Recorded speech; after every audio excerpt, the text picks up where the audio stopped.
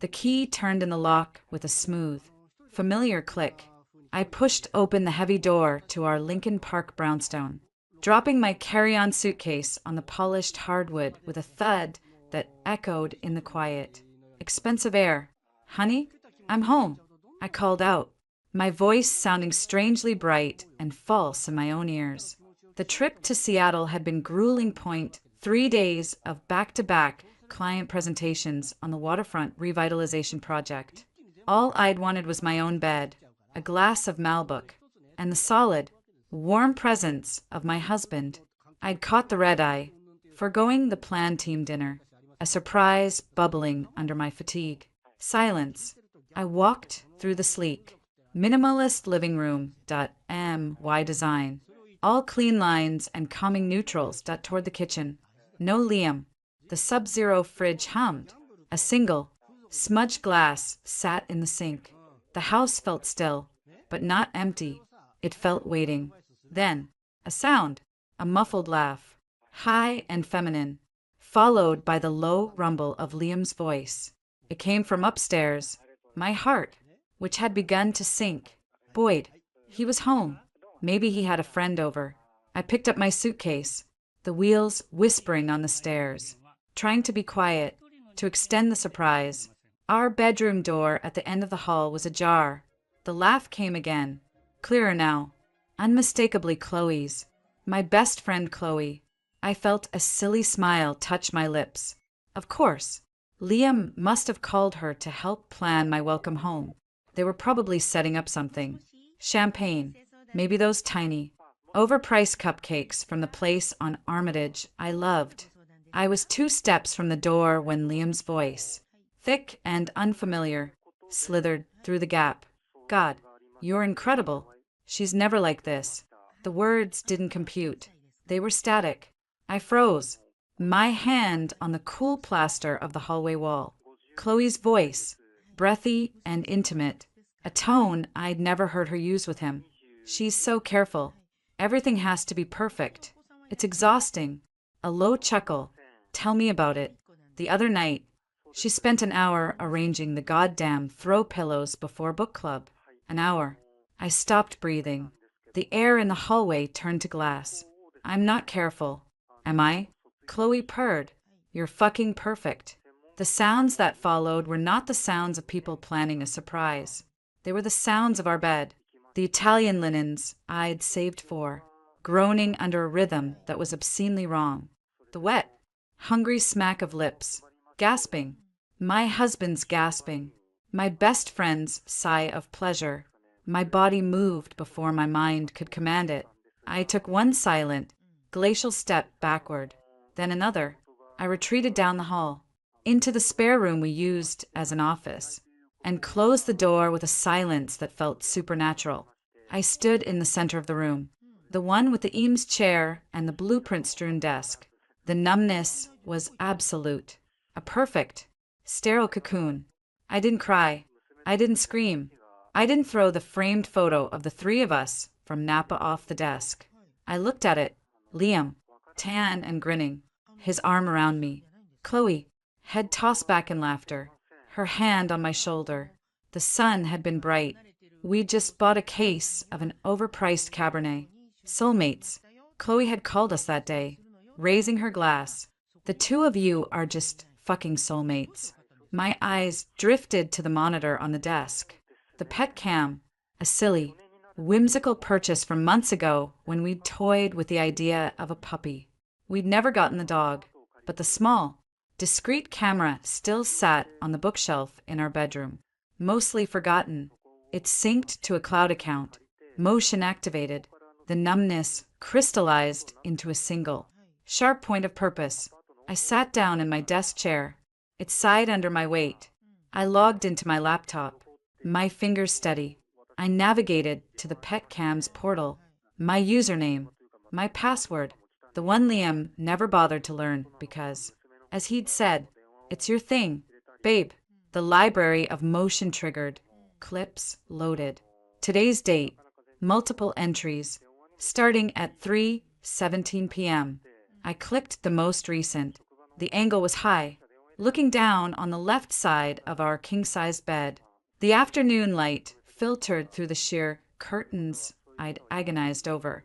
And there they were, limbs entangled, bare skin against our navy duvet, Liam's broad, familiar back moving, Chloe's manicured hands clutching at his shoulders, her blonde hair fanned across my pillow. I clicked another, an earlier clip, them stumbling into the room, already kissing, hands tearing at clothes, Liam whispering, "I've wanted this for so long," Chloe giggling, the saintly Samantha, too busy building her little gardens to see what's right in front of her. I recorded the screen. I used software to download the original files directly from the cloud.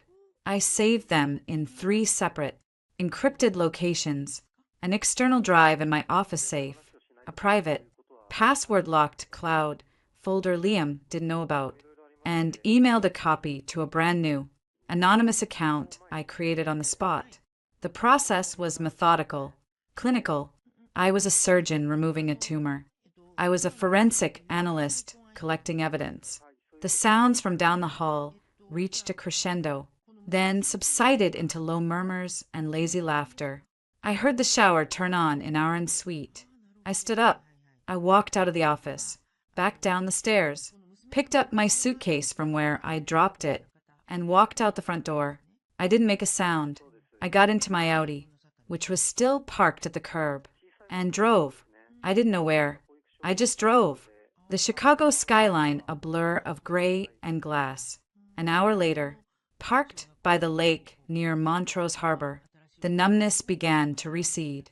In its place came a hollow, howling void, and then a wave of nausea so violent I scrambled out of the car and dry heaved onto the gravel, clutching my abdomen. It hit me then, the fatigue, the lateness, the weird, metallic taste in my mouth I'd blamed on airplane air. No, I whispered to the cold wind off Lake Michigan. No, no, no. At a 24-hour CVS, I bought 3 different brands of tests in a Starbucks bathroom, my hands shaking for the first time. I took them all. The plus signs, the bold pregnant in the digital window, were a cosmic joke of the most savage kind. "You're back early. I thought you were landing tonight." Liam met me at the door when I returned, his face the perfect picture of handsome, slightly ruffled concern. He was barefoot, in jeans and a soft gray Henley, his dark hair still damp from the shower he'd shared with her. He smelled of my sage and cedar body wash. Hers, meeting wrapped up, caught an earlier flight. I said, my voice miraculously even. I managed a thin smile. "Wanted to surprise you." He pulled me into a hug. I let my body go rigid for a fraction of a second before forcing it to relax, to melt into the embrace that now felt like a violation. I could smell her perfume on him, the Joe Malone peony scent I'd bought her for her last birthday. "Well, I'm surprised," he murmured into my hair, his voice rich with false warmth. Missed you too." I lied, the words like ash in my mouth. That night, in our bed, he reached for me. I stiffened, then forced myself to go pliant. "I'm just really tired, Liam. The flight, jet lag is hitting me hard." I turned away, facing the window. I stared at the reflection of the streetlight on the ceiling. I could still see them there, in my mind's eye, projected against the dark. "Okay, babe," he said, his hand stroking my back, a comforting gesture that now made my skin crawl. "Get some rest." I lay awake until his breathing deepened. Then, I carefully extracted myself, went to the bathroom, and vomited quietly, the heel of my hand pressed hard against my mouth to stifle the sound. The performance began. With Liam, I was quieter, more withdrawn. I blamed work stress. I blamed a vague stomach bug. He bought it, his concern superficial, his attention already elsewhere. He was distracted, texting more, smiling at his phone with a secretive curve to his lips I now recognized. With Chloe, it was harder. She came over 2 days later for our usual Wednesday wine night. "You look peaky," Sam, she said, pouring us both a generous glass of the Pinot I usually loved. I took the glass, set it down, and reached for a sparkling water instead. Just off, maybe fighting something off. She studied me, her head tilted, her blue eyes wide with what I'd always thought was empathetic concern. Now I saw the appraisal in them. The comparison. Well, you've been working too hard. Liam was saying the other day how you've been obsessed with that Seattle project. My ears pricked. When did you and Liam talk? She didn't miss a beat. A flicker. So fast. In her eyes. Oh, you know. He texted, asked for my opinion on a birthday gift for his mom. I ran into him at that new espresso place on Halsted. A smooth, effortless lie. He's worried about you. He's fucking you in our bed. I thought, my insides twisting. I took a sip of water. That's sweet. Of both of you. The conversation turned, as it always did with Chloe lately, to money, to potential, to the next big thing. So, she said, leaning forward, her energy shifting to conspiratorial. Liam told you about the gallery? The one in the West Loop? I nodded slowly. Liam had mentioned it. An opportunity of a lifetime. A hot new artist. A can't-miss investment. He'd been vaguely pushing me to consider investing some of my own capital, the money I'd made from the sale of my first solo design project. My security blanket. He mentioned it. It's a sure thing. Sam, the artist, is represented by Milo Shank. You know who that is, right? She named a famously ruthless and connected art dealer. Liam's got an in, but the initial buy-in is significant. He's putting in a lot. But if you came in with your nest egg fund, she let the sentence hang. My nest egg, the money she knew I was protective of, the money they wanted. I don't know. Chloe, art's not my world. It feels risky. That's the beauty, she exclaimed, her voice too bright. It's a passion project, a legacy builder, and with Liam's business acumen and my connections in the scene, she waved a hand. We'd be a powerhouse trio. It's about more than money. It's about building something beautiful together. Together. The word hung in the air, toxic and grotesque. I'll think about it, I said, my voice flat. Later, after Chloe left in a cloud of her peony-scented betrayal, I went to the home office. Liam was at his desk, pretending to work. Chloe was pushing that gallery thing hard. I said, leaning against the doorframe. He swiveled around, giving me his full wattage. Charming smile, the one that used to make my knees weak. She's just excited. We all are. Look, Sam, I know you're cautious, but this is real. I've seen the numbers. This artist, he's the next Basquiat. In 5 years, our initial investment could be tenfold. More. He got up, came to me, took my hands. I let him. It would secure our future. Really secure it. Maybe you could even step back from the firm. Focus on the designs you really love, not just the big commercial ones. He was using my own dreams, whispered to him in the dark, as a lever. The cynicism of it took my breath away. It's a lot of money. Liam, all of my safety net. I'll be in it too. Babe, we're a team. Our money, our future. He squeezed my hands. Just promise me you'll consider it seriously. For us? For us, the lie was so vast, so elaborate. It had its own gravity. I promise. I whispered, looking up at him, forcing adoration into my eyes. For us. He kissed my forehead, satisfied. That's my girl. The next morning, after Liam left for his downtown office, I made 2 calls. The first was to my gynecologist's office. My voice was calm, clear. Yes, I'd like to schedule a termination. As soon as possible. Please. A pause. Yes, I'm certain. No, I don't wish to discuss options over the phone. I was given a date, 1 week from today. I wrote it down in the innocuous code I'd started using in my planner. DD, 10 a.m. Dental cleaning. A lie for a lie. The second call was to the private number of a discreet and notoriously expensive family law attorney named Evelyn Shaw. a name I'd gotten from a colleague who'd been through a brutal but successful divorce. I left a voicemail stating only my name and that I needed a consultation regarding marital dissolution and asset protection. I did not say I was Samantha Vance, wife of Liam Vance, rising star at Crestline Ventures. She would know soon enough. I hung up. The house was silent. Sunlight streamed into the pristine kitchen, highlighting the dust, motes dancing in the air. Everything looked the same.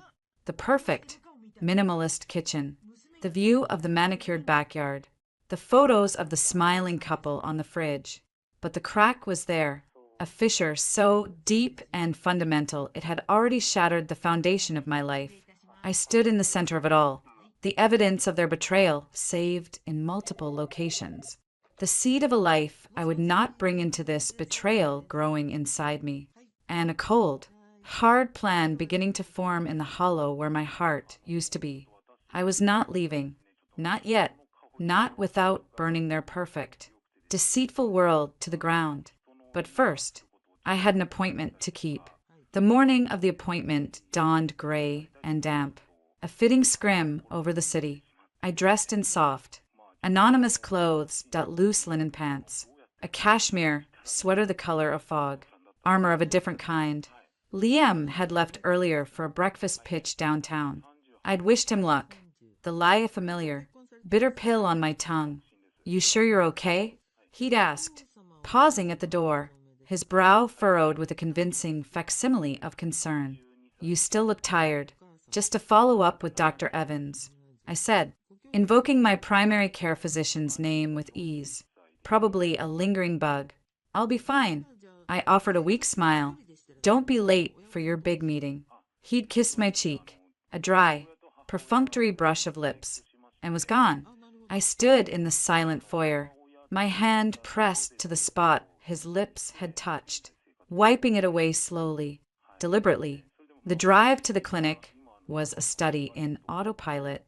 The Women's Wellness Center of Chicago was discreet, located in a modern, glass and steel building in Streeterville that housed various medical offices. It didn't scream its purpose. The waiting room was calm, quiet, with soothing abstract art and deep. Comfortable chairs occupied by women of various ages, all lost in their own private universes. I checked in under the name I'd given my own. There was no point in subterfuge here. The paperwork was a blur of checkboxes and signatures. I noted the surgeon's name on the forms, Dr. A. Vance, an odd coincidence, the shared surname barely registering through the thick blanket of my dissociation. A nurse called me back. Her voice was kind, professional. "Samantha, right this way." I followed her to a small, private pre-op room. It was cold, sterile. She took my vitals, her touch gentle, blood pressures a little elevated. "Honey, nerves are normal. Just try to breathe." She went through a list of standard questions. Allergies, last meal, emergency contact. I gave my lawyer's office number. The nurse didn't blink. "Any children?" she asked, her pen poised. "No." "Is this a planned procedure?" "Yes." "And are you clear on your reasons for pursuing this termination today?" Her tone wasn't judgmental, just thorough, a required script. I looked past her, at a generic print of a sunflower on the wall. The words formed in my mouth. Flat and final. "I'm getting a divorce." She nodded, made a note. "Okay, Samantha, Dr. Vance will be in to speak with you shortly. Just get changed into the gown. Open in the front. Everything off. Alone." I undressed. The fabric of the gown was thin, scratchy. I sat on the edge of the examination table, the paper crinkling under me. I felt hollowed out, a shell waiting to be cleaned of the last, unwanted vestige of a life that was already over. A soft knock, and the door opened. The woman who entered was tall, with a sleek, dark bob streaked with elegant silver. She had kind, tired eyes behind stylish glasses, and an air of immense, calm competence. She held a tablet, scanning it briefly before looking up with a warm, professional smile. Good morning, Samantha. I'm Dr. Vance. I'll be performing your procedure today. She set the tablet down, washed her hands at the small sink with meticulous care. I've reviewed your file. Healthy. No contraindications. This should be very straightforward. She turned, drying her hands, her gaze meeting mine fully for the first time. The smile on her face froze. Then it melted away, replaced by a slow dawning. Profound confusion. Her eyes, the same unusual shade of hazel green as Liam's, but softer, wiser, flickered over my face. I saw the mental gears grinding, the recognition slamming into her with almost physical force. My own mind, sluggish with grief and medication, stuttered. Vance, not a coincidence. The shape of the eyes, the set of the jaw, though softer. Amelia, Liam's older sister, the brilliant, elusive doctor he saw on holidays, the one he described as kind of a cold fish, married to her job. I'd only met her a handful of times, their parents' 40th anniversary, a rushed cocktail last Christmas. We'd never really spoken. The silence in the room stretched, thin and taut enough to snap. Amelia Vance's hand went unconsciously to the top button of her white coat. Her professional demeanor cracked, revealing pure, unvarnished shock. Samantha? The name was a breath, a disbelieving exhale. I said nothing. I had no words. The universe had conjured a final, absurd twist of the knife. She took a step closer, her eyes scanning me as if looking for wounds. I didn't. The system only shows first names and last initial until we open the full chart. I had no idea it was you. Her voice was low, urgent, stripped of its clinical distance. Liam, is he? This was the question, the pivot point. I could lie. I could weave some tale of mutual agreement, of bad timing. I could protect the pristine, false image of my marriage for one more day. But the weight of it at the surveillance footage, the sound of my best friends laugh in my bed, the calculated greed in their eyes as they plotted to take my money, the utter loneliness of the last week that crushed the last of my defenses, the numbness cracked, and a single, searing truth escaped, raw and unadorned. My gaze, which had been fixed on the sunflower print, shifted to meet hers. My voice, when it came, was a cold, dead thing. Liam and Chloe in our bed. The effect was instantaneous and terrible. All the color drained from Amelia Vance's face. Her lips parted, but no sound came out. The shock in her eyes morphed into a deep, wounded comprehension. Then a flicker of something that looked like rage, quickly banked. She stared at me, and for a long, awful moment, she just stared, her own breath seeming to stop. The silence was no longer thin, it was dense, suffocating with everything that was unsaid. When she finally spoke, her voice was hushed, fractured. Chloe? You're Chloe? I gave a single, sharp nod, my throat too tight for more words. Another eternity passed in that cold little room. I saw her mind working behind her eyes, racing, connecting dots I couldn't see. Her jaw tightened, a muscle ticked in her temple. The kind, tired doctor was gone, replaced by a woman grappling with a terrible, personal revelation. Does he know? She finally asked, the question raspy. About this? Her gesture encompassed me. The room, the procedure. No. Do you? She swallowed, visibly composing herself, pulling the tattered edges of her professionalism around her like a cloak. Samantha, are you absolutely certain about proceeding? Given the circumstances are why I'm proceeding. I said, the ice in my voice surprising even me. I am certain. She searched my face, looking for doubt, for hesitation. She found only a desolate, iron resolve. She closed her eyes for a brief second, a pained flinch. When she opened them, a decision had been made. Okay, she said, her voice regaining a measure of its calm strength, though it was now edged with a new, steely quality. Okay, let's get you prepped. The procedure itself was a blur of bright lights, muffled sounds, and a distant, medicated drifting. Amelia was there, a masked, gowned figure, her eyes above the surgical mask, the only familiar thing. They were focused, intense, but as they met mine for a second before the sedation fully took hold, they weren't cold. They were fiercely, heartbreakingly kind. I awoke in a dim recovery bay, a warm blanket over me, a gentle beeping from a monitor nearby.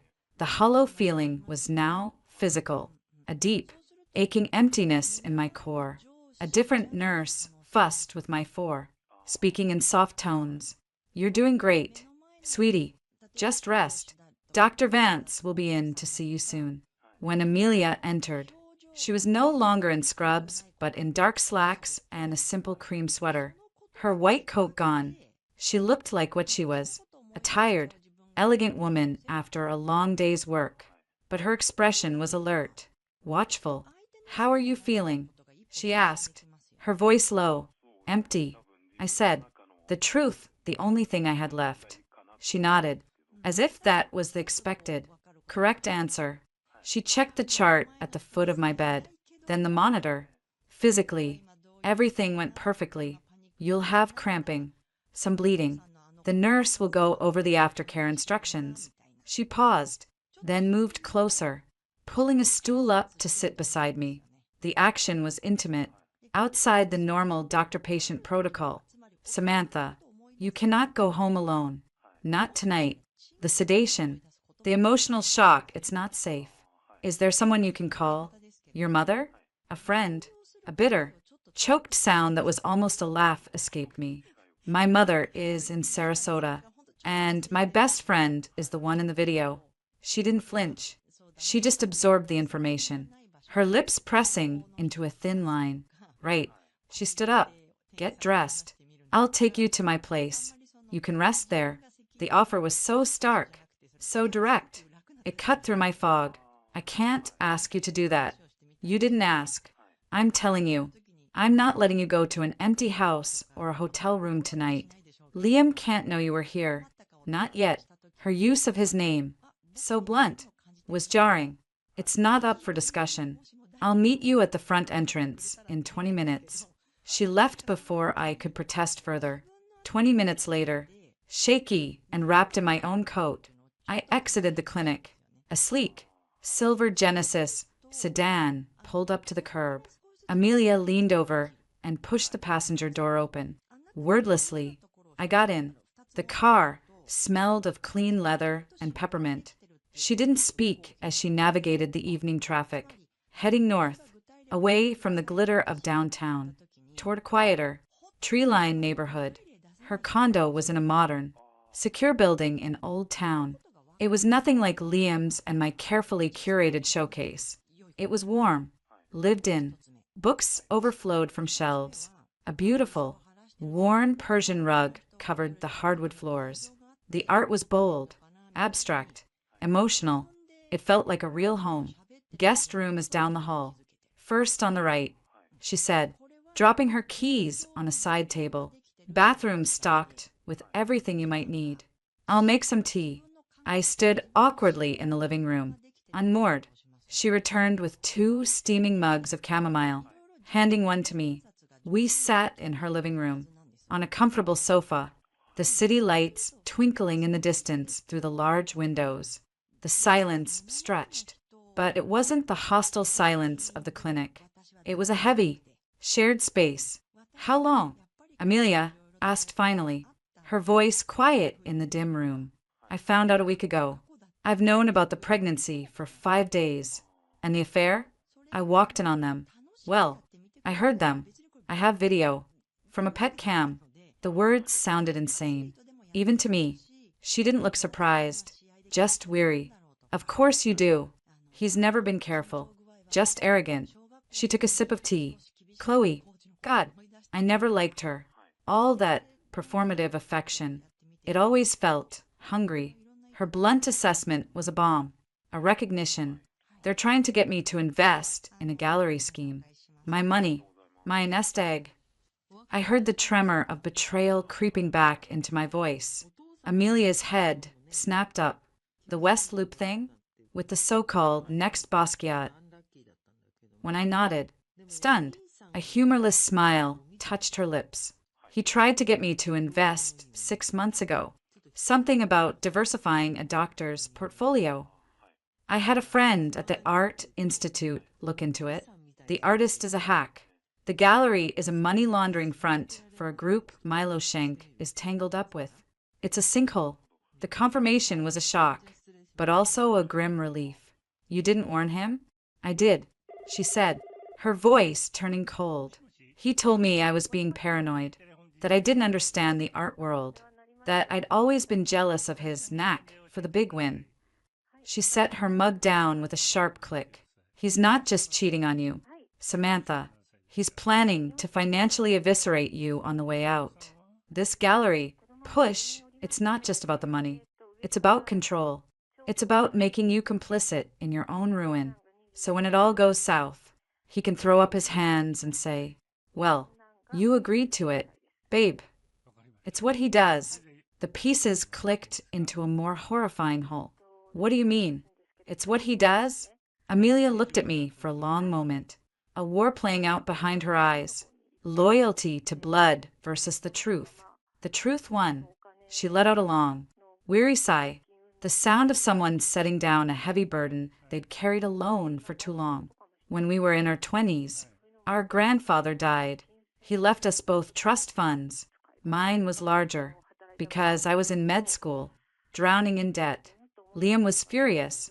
He felt it was unfair. She leaned forward, elbows on her knees. He went to our parents, told them he was worried about me, that I was showing erratic behavior, that I'd mentioned being overwhelmed, maybe needing to check out for a while. He showed them fabricated texts from a boyfriend I'd just broken up with, making it look like I was in a depressive spiral.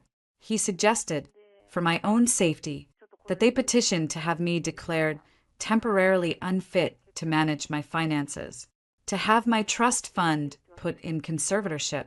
My blood ran cold. No. Oh, yes. He almost pulled it off. My parents were ready to sign the papers. It was only because my dean at medical school caught wind of it and intervened, vouching for my stability, that it fell apart. By the time I cleared my name, the family was fractured. They chose to believe it was a misunderstanding, that Liam was just concerned. He got a bigger allowance to make up for his hurt feelings. I got this. She gestured vaguely at the space between us. Distance, and a very expensive lesson about my baby brother. I stared at her, the image of the charming, ambitious man I married distorting further, revealing a predator's core. Why are you telling me this? Because you need to know who you're dealing with, she said, her gaze direct and unflinching. And because when I asked you why, and you told me in that room, I saw it on your face, not just heartbreak, resignation, like you've already lost, like you're just going to let him have everything and walk away. I have the video, I said, but it sounded weak, defensive. And you think that's enough? She asked, not unkindly. In this state, with a prenup I'm sure he had you sign, infidelity might get you a slightly better settlement, but it won't touch his protected assets. It won't stop the smear campaign he'll wage about you being unstable, about the tragic miscarriage that sent you over the edge. He'll spin it. Sam, he's a master spinner. And you, quiet, dignified, walking away, that's exactly what he expects, what he's counting on. It's the cleanest exit for him. Her words were arrows, each hitting a bullseye of my own fears. What am I supposed to do? Stay? Fight? How? The helplessness rose in my throat, threatening to choke me. Amelia reached out, her hand covering mine where it lay clenched on the sofa. Her grip was firm, steady, a surgeon's hand. You don't run. You fight, but you fight smart. You don't play the heartbroken wife. You play the game he's playing, but you play it better. You have something now you didn't have before. What? Me, she said simply, and the element of surprise. He has no idea, you know. He has no idea, you know. That is a powerful advantage. I looked into her eyes, the same shade as the man who had shattered me, yet so utterly different. I saw no pity there. I saw a cold, clinical fury. I saw strategy. I saw an ally. Why? I whispered again, the question encompassing everything. Why would you help me against your own brother? Amelia's jaw tightened. The ghost of an old pain flickered in her eyes. Because someone should have helped me, she said, her voice low and fierce. And because what he's doing to you, it's worse. It's a betrayal of a vow. It's a violation of a home. It's evil, dressed up as ambition. And I am so goddamn tired of watching him get away with it.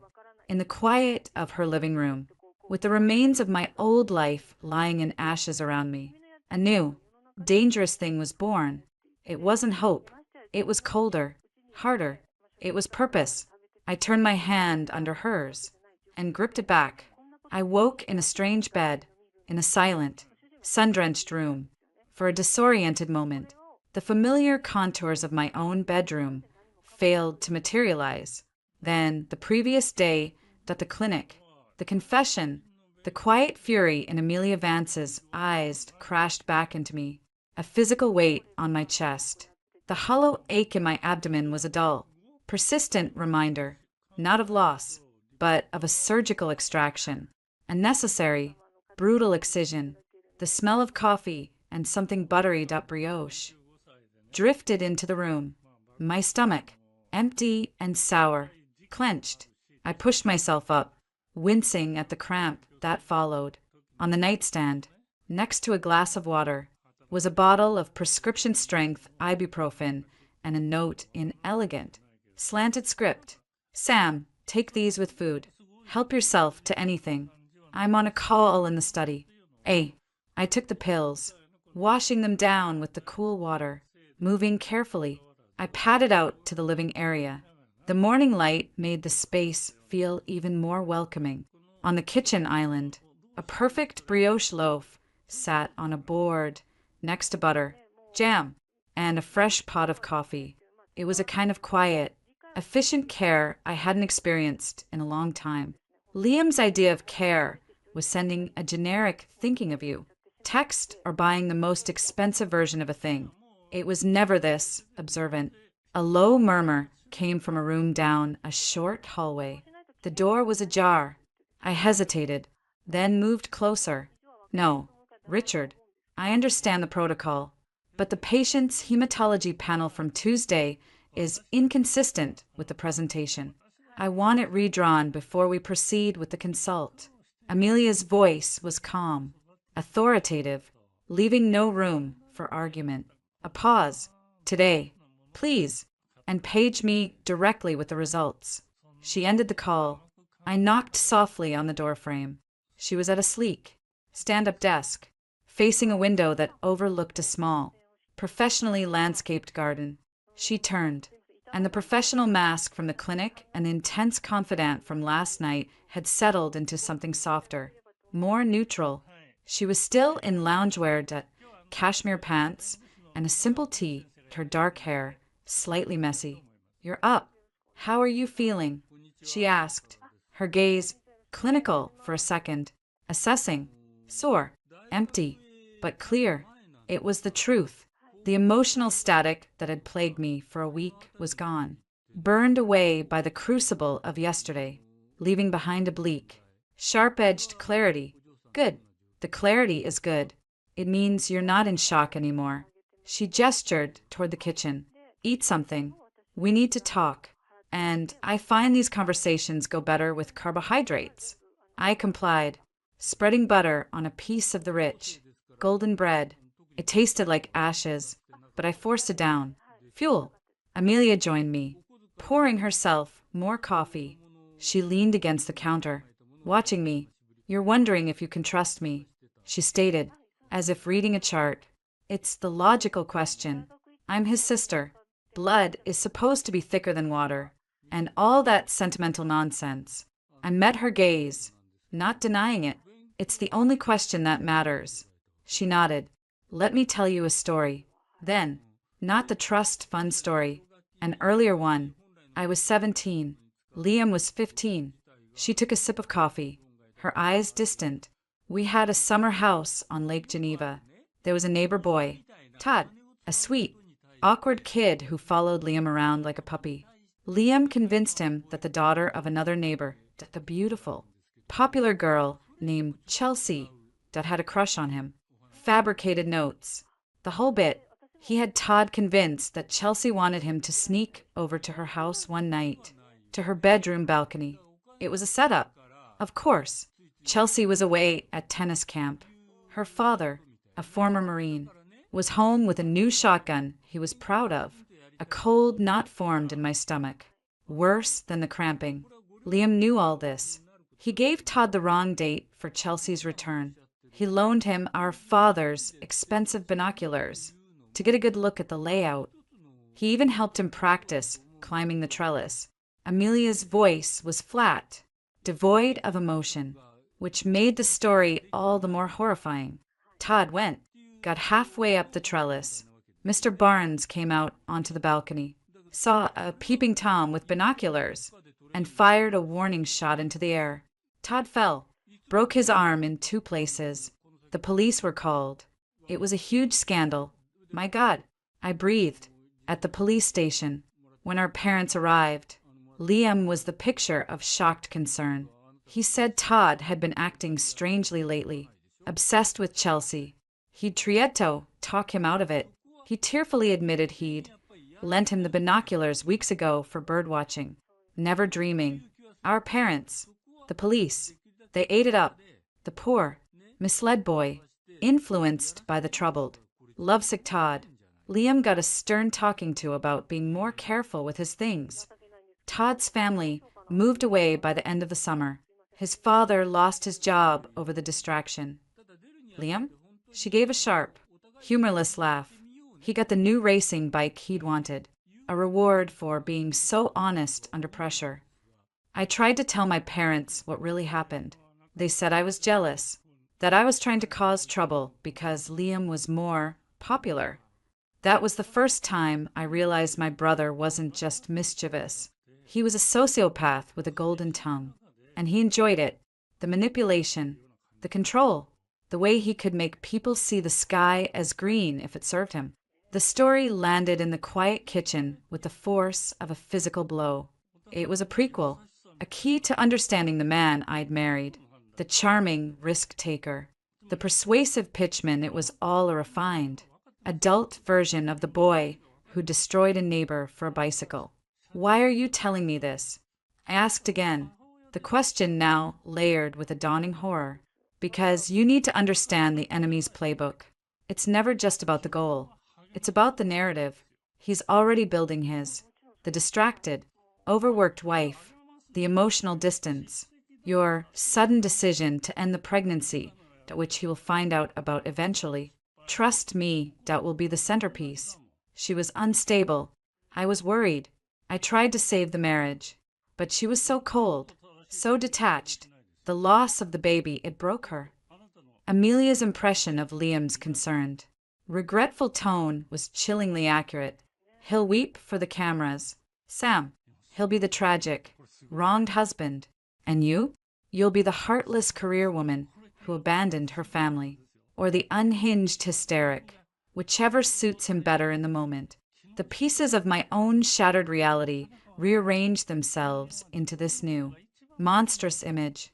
The gallery investment, his constant, subtle undermining of my stress, his performative concern.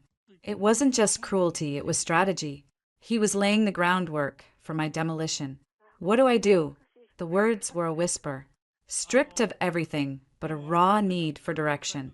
You don't run, Amelia said, her voice dropping, intensifying. You fight, but you fight smart. You fight like he does. You control the narrative. You gather your weapons. And you wait for the perfect moment to fire, not in anger, in execution. Fight with what? A sex tape? The bitterness leaked out. With evidence. With strategy. With patience he doesn't know you have. She pushed off the counter. First, you go home. You play your part. The tired, slightly sad, preoccupied wife. You let him comfort you. You let him think he's managing you. You agree to look at the gallery investment. Show interest. Be the supportive partner he thinks you are. I can't give him my money, I said, a flare of panic cutting through the numbness. You won't, but you need to make him believe you will. String him along. Ask for more prospectuses, more meetings. The more he talks, the more he puts in writing, the better. Second, you need a lawyer, a real shark, not a friendly mediator, someone who specializes in taking entitled, wealthy men to the cleaners. I have a name, Evelyn Shaw, I said. I left her a voicemail. A flicker of approval crossed Amelia's face. Good, you're already thinking. Evelyn is the best. She's expensive, and she's brutal. She'll know how to handle the prenup, the financial forensics. You'll need to hire a forensic accountant. 2. Liam's finances are a hall of mirrors. The gallery is likely just the tip of a very dirty iceberg. The scope of it was dizzying. This is de war. It's a hostile takeover of your own life. Amelia corrected. And you have the advantage. He thinks you're a pawn. He doesn't know the pawn has seen the whole board. She paused. And you have me. I have access to social and family circles he can't shut me out of. I hear things, and I have resources he knows nothing about. Why? I asked for the third time. The core of my disbelief laid bare. You're risking so much. Your relationship with your family. My relationship with my family is a polite fiction maintained over holiday dinners, she said, her voice crisp. They made their choice decades ago. They chose the golden boy, the easy narrative, over the messy, complicated truth. Helping you isn't a risk. It's the first honest thing I've been able to do in that dynamic in 20 years. She looked at me, her hazel eyes direct. And because when you said what you said in that clinic, I didn't just see a betrayed wife. I saw myself, the version of me that wanted to walk away, to let him win because it was easier. Don't let him win. Samantha, it's not just about the money or the house. It's about your soul. He'll try to take that, too. Her words unlocked something hard and cold inside me. The self-pity, the grief, the desire to just disappear, they hardened into a new shape. Resolve. Okay, I said, my voice firmer than it had been in days. Okay, what's the first move? First, you eat the rest of that brioche. You need your strength. A ghost of a smile touched her lips. Then, you call Evelyn Shaw back. Set up a meeting at her office. Somewhere Liam would never go. Use cash for the retainer if you can. From an account he doesn't monitor. Be prepared. She's going to ask you questions that will make you want to crawl out of your skin. Answer all of them. Then, you go home, and you act. She walked to a drawer, pulled out a cheap, prepaid cell phone, a burner. Use this to communicate with me and Evelyn. Nothing about this on your personal devices. Assume he has, or can get, access to everything. iCloud, emails, texts. Change all your passwords, but do it from a public computer, not at home. Start using this for anything related to the project. I took the phone. It felt absurd, clandestine, like something in a spy movie. The project, Project Phoenix, she said, without a trace of irony, rising from the ashes.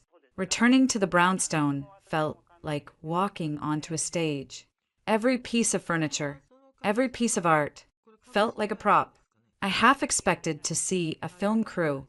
Liam was in the kitchen, making a smoothie. The blender roared, then stopped. Hey, you, he said, his smile easy. Practiced. How was the doctor? Everything okay. You were gone a while.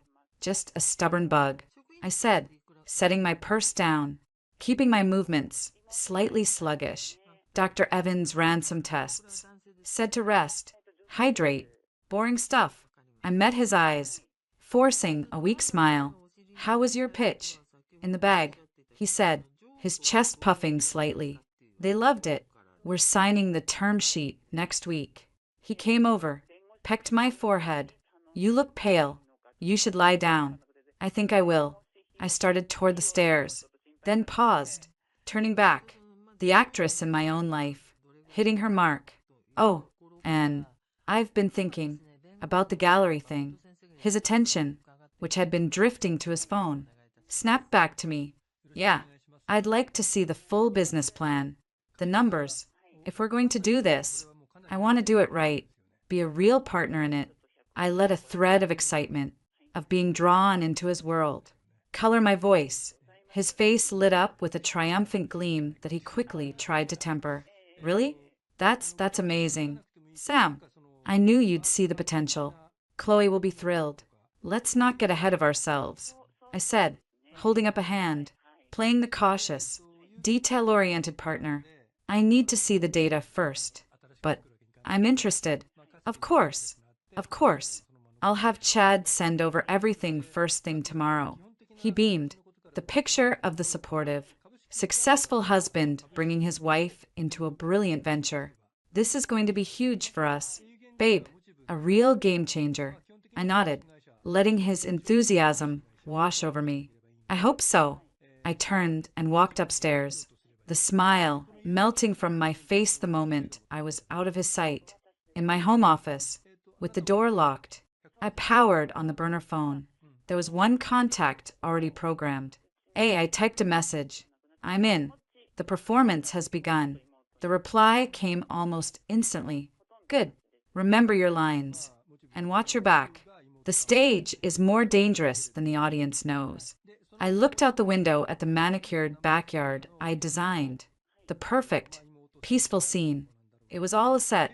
And for the first time since I'd heard that laugh from my bedroom, I didn't feel like a victim trapped on it. I felt like the director. Life became a performance in 2 acts. During the day, I was Samantha Vance, landscape architect, dedicated wife, and increasingly enthusiastic supporter of her husband's brilliant new venture. At night, and in the stolen moments in between, I was someone else entirely, a ghost in the machinery of my own life, meticulously dismantling it from the inside. The meeting with Evelyn Shaw took place in a nondescript conference room in a loop high-rise that housed her firm. Evelyn was a woman in her late 50s with a silver bob sharp enough to cut glass and eyes that missed nothing. She wore a severely tailored suit and an expression of profound, unimpressed patience. So, she began, after the initial pleasantries had been eviscerated. Your husband is sleeping with your best friend, planning to funnel your separate property funds into a dubious investment. And you have video evidence of the adultery. Charming. She steepled her fingers. The prenuptial agreement. Standard vanilla infidelity clause? I slid the document across the polished table. Page 4. Section C. Proven infidelity invalidates the clause limiting spousal support and provides for a more equitable division of marital assets. But it specifies that separate property, including assets held prior to marriage and inheritances, remain separate. Evelyn scanned it, her lips pursed. Standard, but sloppy. Proven is a subjective term. Video is good. Audio is better. A confession is best. The goal is to make it so irrefutable that his lawyers advise him to settle before it sees the inside of a courtroom, where a judge might look favorably upon a more expansive definition of equitable given the circumstances. She looked up at me. Your sister-in-law, Amelia Vance. She's on board? Yes. Good. A family member's testimony, especially one with her history with the subject, is invaluable. It establishes a pattern of behavior. Now, the money. She opened a fresh legal pad. You need a forensic accountant. I have someone. Discreet, expensive, and very good at finding hidden pools of money. Give him everything. Bank statements, tax returns, business filings for his venture firm. Everything. Even the stuff that looks boring. Especially the stuff that looks boring. Amelia thinks the gallery is a front. Or a scam. Almost certainly. But we need to know for whom. And where the money really goes. Your job, Samantha, is to keep him talking about it. Encourage it. Get as much as you can in writing. Text. Email. Anything. The nest egg, as you call it, move it slowly in amounts that won't trigger alerts. New account, a new bank. Today, he'll see the statements. Not if you go paperless and the alerts go to the burner phone. Do it. Now, the living situation. You're staying in the house? For now. It gives me access. It also puts you at risk, emotional and legal. He could claim you're unstable, a danger to yourself or him. Do you have any record of therapy? Anxiety medication? I shook my head. No, never. Start. Next week. Find a therapist. Tell them you're experiencing work-related stress and marital strain. It creates a documented, professional baseline of your mental state before he, inevitably, tries to claim you've had a breakdown. It's prophylactic. She said it like she was recommending a flu shot. Now, the other woman, Chloe, what do you know about her finances? Her ambitions? She's a freelance consultant, lifestyle over means, always chasing the next big client, the next wealthy connection. She wants access, a certain life. Good. People who want her vulnerable. Keep her close. Be the best friend. You're grieving the loss of a pregnancy you haven't told her about. You're feeling insecure. Lean on her. The more she talks, the more she reveals. Does she have other entanglements? A memory surfaced. A whispered phone call I'd walked in on months ago. Chloe quickly hanging up. A flush on her cheeks. I think so. A married one. Maybe. Evelyn's smile was a thin, cold slash. Even better. Find him. That's a pressure point. We may not need it, but it's good to have. She closed her notebook. Your job is intelligence gathering. Mine is legal architecture. Amelia's is social and familial undermining. We clear? Clear. The performance was exhausting. That night, over a dinner I picked at, I brought up the gallery again. So, Chad sent over the preliminary numbers? I asked, trying to sound casually interested. Liam's face lit up. He loved nothing more than talking about deals. Yeah, it's aggressive, but the upside is phenomenal. The initial buy-in is $250K per partner. For that, you get a 5% stake in the gallery itself and first right on 3 of the artist's major pieces. Milo is projecting the value of those pieces to triple within 18 months, based on the exhibition schedule he's lining up in Miami and Basel. I whistled, the sound feeling foreign. $250,000. That's almost all of my liquid savings. Liam, I know, babe, but it's not sitting in a savings account doing nothing. It's an investment in us, in our future. I'm putting in double that. He reached across the table, took my hand. Look, I've had Chad draw up a proper proposal. All the projections, the artist's bio, Milo's track record. Why don't you and Chloe look it over together? Get a female perspective on the aesthetic side of the business plan. The trap was so obvious, yet so perfectly baited. He was using Chloe as a wedge, knowing I trusted her taste. That's a great idea, I said, forcing a smile. I'd feel better with her eyes on it too. Perfect. I'll set up a lunch for you two this week. My treat. He squeezed my hand. I'm just so glad you're on board. This is going to change everything for us. Later, in my office with the door locked, I used the burner phone to text the forensic accountant, a man named Leo, whom Evelyn had vouched for, using only an encrypted app. Initial partner buy-in quoted at $250,000. He claims he's in for $500,000. Need to verify his liquidity. Also, who is Chad? Associate at his firm? Leo's reply was almost immediate. On it, Chadwick Miller, junior partner at Crestline, known for aggressive, borderline deals, digging. The lunch with Chloe was at a chic, sun-drenched spot in the West Loop, not far from the proposed gallery location. She air-kissed me, her peony scent enveloping me in a cloud of betrayal. You look tired. Sweetie, everything okay? I let my shoulders slump. A fraction. Just a lot. Work. This gallery thing. Liam's so excited. I just want to make sure I'm doing the right thing. I poured a little vulnerability into my voice, the kind she'd always feasted on. She leaned in, her expression, the picture of concerned confidentiality. I know, it's a big leap. But Sam, it's incredible. Ife at Milo. I've seen the space. The energy is electric. This isn't just an investment. It's buying a piece of the future. Liam is a genius for getting us in on the ground floor. Us. The word slithered between us. I took a sip of water. The money just scares me. It's everything I've built on my own. That's the point, she said, her eyes shining with a greed she mistook for passion. To grow it. Look, I'm putting in everything I have too. I'm liquidating some holdings. She waved a manicured hand dismissively. This is a once-in-a-lifetime opportunity. And doing it with you, it makes it perfect. The two of us, building something real together, alongside Liam. A real partnership. The hypocrisy was breathtaking. I wanted to throw my sparkling water in her face.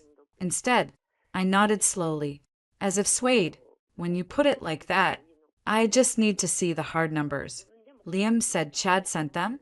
Oh, Chad's a wizard with spreadsheets, she said, flipping her hair. But the real magic is Milo's eye. The artist, Javier, is a visionary, raw, untamed talent. Liam says it's like finding Basquiat in the 80s. We're not just investors. Sam, we're patrons. We're making history. I let her babble, painting a picture of glamour and legacy, all the while texting under the table on the burner phone to Leo. Chloe is liquidating personal assets to participate. Find out what. Also, get me everything you can on Javier, the artist, and Milo Shank, the real intelligence. However, came as we were leaving. Chloe's phone buzzed. She glanced at it, and a slow, secretive smile spread across her lips. A smile I knew. It was the same smile she'd had when she'd landed the account with a luxury Swiss watch brand last year. A predatory, victorious smile. She typed a quick reply, her thumbs flying. Hot date? I asked, keeping my tone light, teasing. She flushed, a genuine reaction. What? No. God, no. Just a persistent client. You know how it is. She shoved the phone into her Birkin a little too quickly. Anyway, I have to run. A fitting. We're on for the gala Thursday, right? Liam's table? Wouldn't miss it, I said, smiling. In the Uber home, I replayed the moment. The smile, the flush, the quick dismissal. Not a client. I opened a notes app on the burner phone and typed. Chloe, secondary entanglement. Married? Investigate. Possible pressure point. The gala was the annual fundraiser for the Chicago Symphony, a pinnacle of the social calendar Liam loved and I tolerated. It was the perfect stage for our performance. I wore a backless emerald gown Liam had once said made my eyes pop. Tonight, it felt like armor.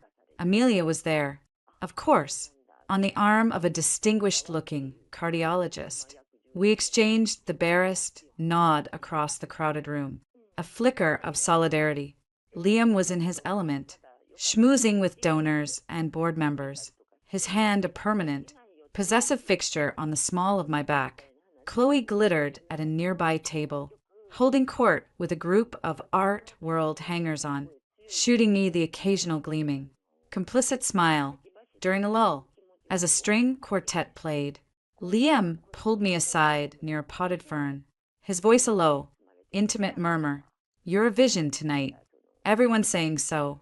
His breath smelled of expensive gin. Thank you, I murmured, leaning into him, slightly, playing my part. I spoke to Chad. The papers will be ready for initial review by end of next week. Once you're comfortable, we can move quickly.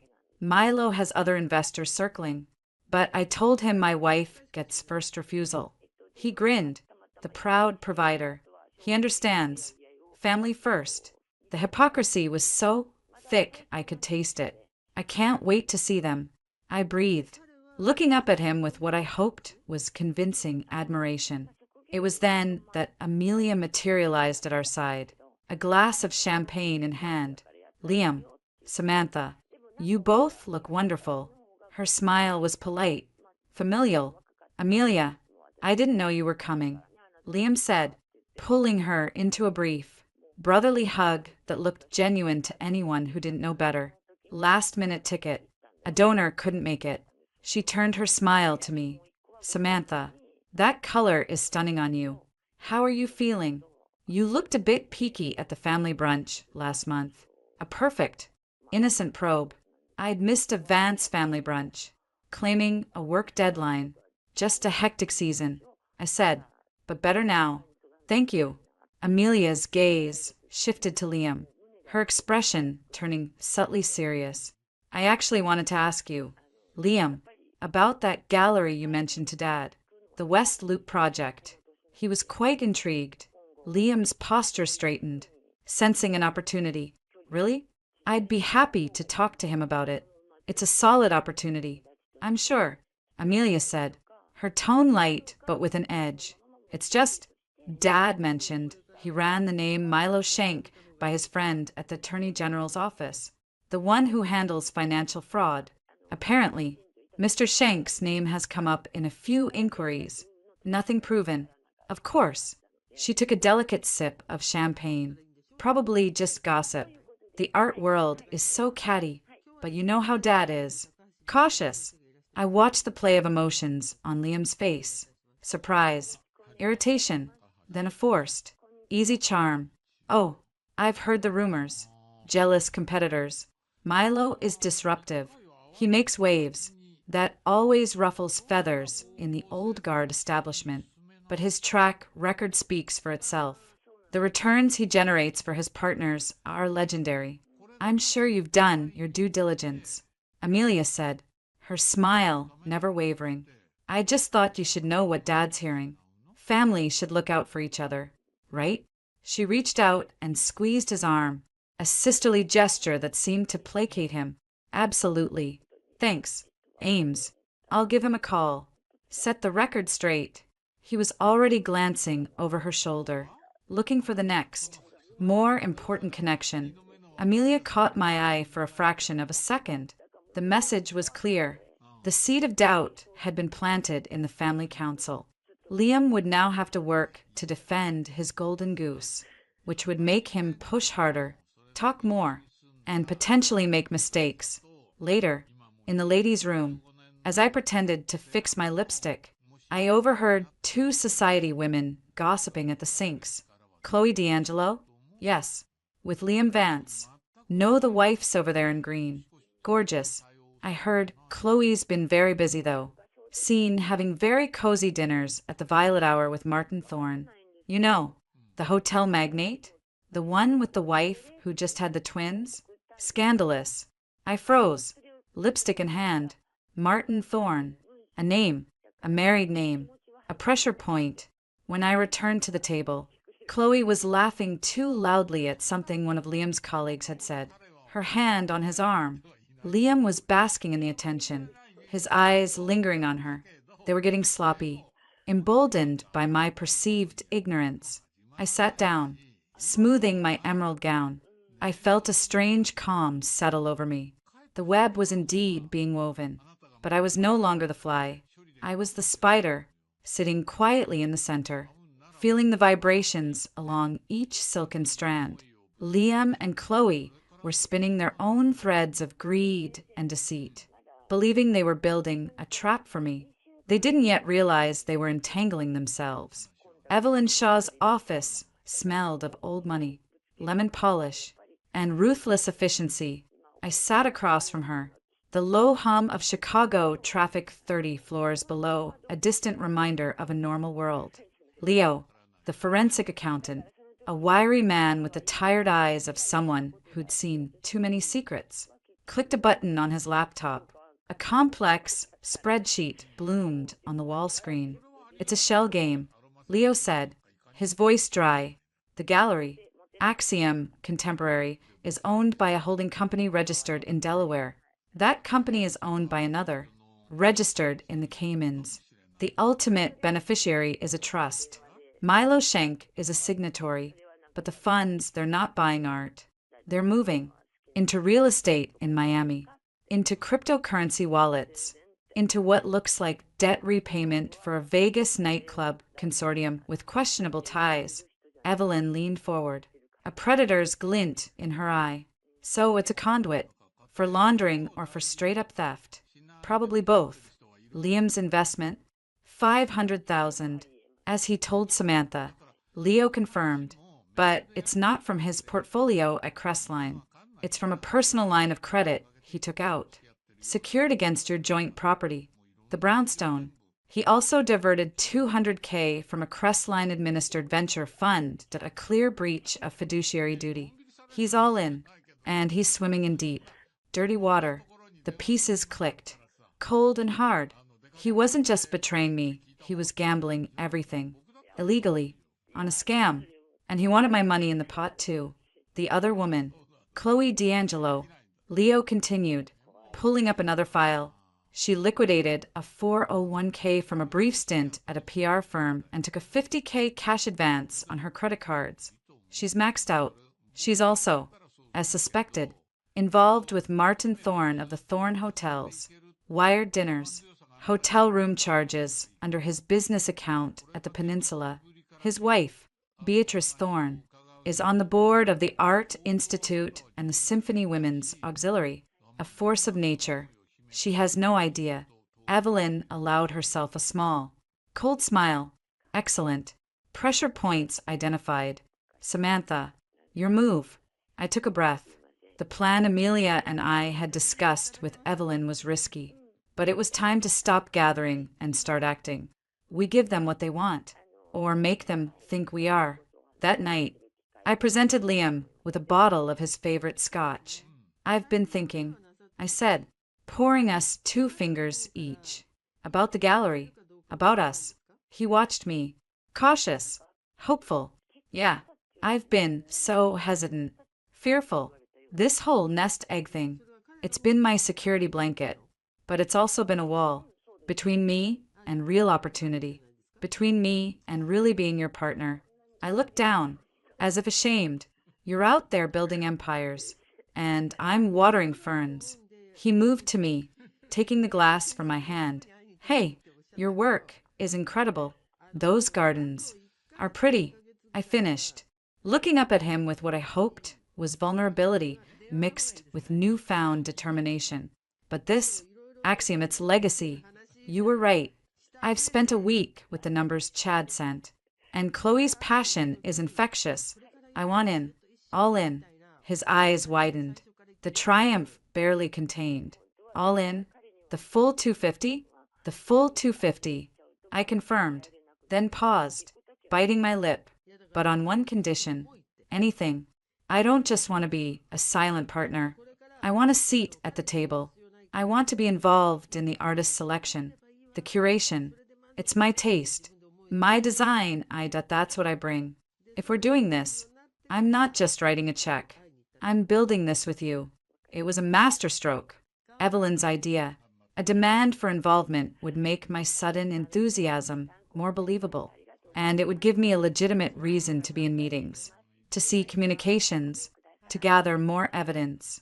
Liam's hesitation was fleeting, overruled by greed. He saw my demand not as a threat, but as my ego being flattered, my desire to play patron, a harmless concession. He beamed, pulling me into a hug that made my skin crawl. Of course, that's perfect. You and Chloe, the creative vision. I'll talk to Milo. This is huge. Sam, you won't regret this. I know. I murmured into his shoulder, my face a mask of cold certainty he couldn't see. The involvement started immediately. Liam set up a lunch with Milo Schenk himself at a gaunt, predatory man with cold eyes and a disconcertingly soft handshake. I played the eager novice, asking detailed, slightly naive questions about art valuation, provenance, and sales cycles. I recorded every word on the tiny, voice-activated recorder Amelia had procured, nestled in my purse. Liam tells me you're our new secret weapon, Milo said, his smile not reaching his eyes. Aesthetic sensibilities. I just believe in building beautiful things that last, I said, smiling back, like a well-designed garden or a lucrative art collection. He liked that. Greed, wrapped in prettiness. Exactly. And Javier's work lasts. It's not trendy, it's tectonic. We have a major collector flying in from Qatar next month. The interest is seismic. Liam's timing, and now yours, is impeccable. After the lunch, as we walked to the valet, Liam was buzzing. See, I told you. Tectonic. He doesn't use words like that lightly. It's exciting. I agreed. Then, casually, if the Qatari deal is that big, maybe the initial partnership offering is undersubscribed. Shouldn't we consider a larger stake? If we're truly all in. Liam stopped walking, staring at me as if seeing a new person. A greedy, ambitious person, he understood perfectly. A larger stake. Sam, the initial round is closed. Can it be? For key partners? You said Milo works outside the old rules. I let the seed hang. I didn't need to water it. Liam's own avarice would do that. Meanwhile, on the Chloe front, Amelia took the lead. Beatrice Thorne is on the foundation board with me at the hospital, she said over a secure call. She's fierce, proud, and utterly devoted to those twins. The humiliation would be nuclear. We don't unleash that yet. We just rattle the cage. A few days later, Chloe called me, her voice tight with a strain she couldn't quite hide. Can you meet? I need a drink and a non-judgmental ear. We met at a dim wine bar. She looked beautiful but frayed, knocking back a glass of Sauvignon Blanc too fast. Manner impossible, she announced. A classic Chloe opener. Trouble in paradise? I asked, sipping my tonic water. I thought things were great with the gallery. I trailed off, letting her fill in the blank. With Liam? Yeah, the gallery is great, she said, emphasizing the word oddly. It's something else. A personal project. It's gotten complicated, demanding. She swirled her wine. He wants more than I can give. Wants me to be available at the drop of a hat. Thinks his contribution buys him my entire calendar. Sounds like a client from hell. I offered. Innocently. She barked a laugh. You have no idea. And his wife. Ugh. Always posting those perfect family photos. #blessed. It's nauseating. The venom was real. Jealousy? Or fear? Maybe you need to renegotiate the terms, I said softly, or find a less complicated patron. Her eyes flickered to mine, a flash of unease. It's not that simple. The benefits are significant, but the risk. She shook her head, drank more. Forget it. Tell me about you. How are you? Really? You seem different lately. I feel different, I said, and it wasn't a lie. I'm taking charge of my money, my future. It's empowering. She studied me, and for a second, I saw the sharp, calculating friend I'd once known. Not the giddy conspirator. Just be careful. Sam, big moves mean big consequences. Not everyone has your best interests at heart. The hypocrisy was so staggering I almost laughed. I'm learning that every day, I said, my voice even. But don't worry about me. I can handle myself. The rattling of the cage came the following week. Amelia, with surgical precision, engineered a chance encounter with Beatrice Thorne at a hospital fundraiser cocktail hour. As planned, I was there with Liam, playing my part. Beatrice, darling, you remember my sister-in-law, Samantha Vance, Amelia said, steering the formidable, dark-haired woman toward us. And my brother, Liam. Of course, Beatrice said, her handshake firm. The landscape artist. I admire your work at the Botanic Extension. And Liam, I hear you're making waves in the West Loop. Art, is it? Liam puffed up. Yes, a new gallery. Axiom. We're very excited. How fascinating, Beatrice said, her smile polished. The art world is such a small pond. One meets all sorts. I was just at a luncheon with some of the auxiliary women, and a name came up. A consultant. I believe. Chloe, D'Angelo. Do you know her? She was being rather aggressively recommended for a fundraising committee by one of our members, Martin Thorne. In fact, my husband. Her tone was light, but her eyes were granite. He seems to think quite highly of her professional skills. I find I know less and less about his business associations these days. The air around us chilled by 10 degrees. Liam's smile froze. I saw the micro expressions. Confusion, then dawning. Horrified comprehension. He knew. He knew about Martin. And he understood the threat Beatrice Thorne represented, that a social and financial wrecking ball. I know Chloe socially. Liam managed. His voice slightly strangled. Through Samantha. Yes, she's a dear friend. I added smoothly, watching the car crash in slow motion behind Liam's eyes. So talented, but terribly busy. I imagine a fundraising committee might be too much for her.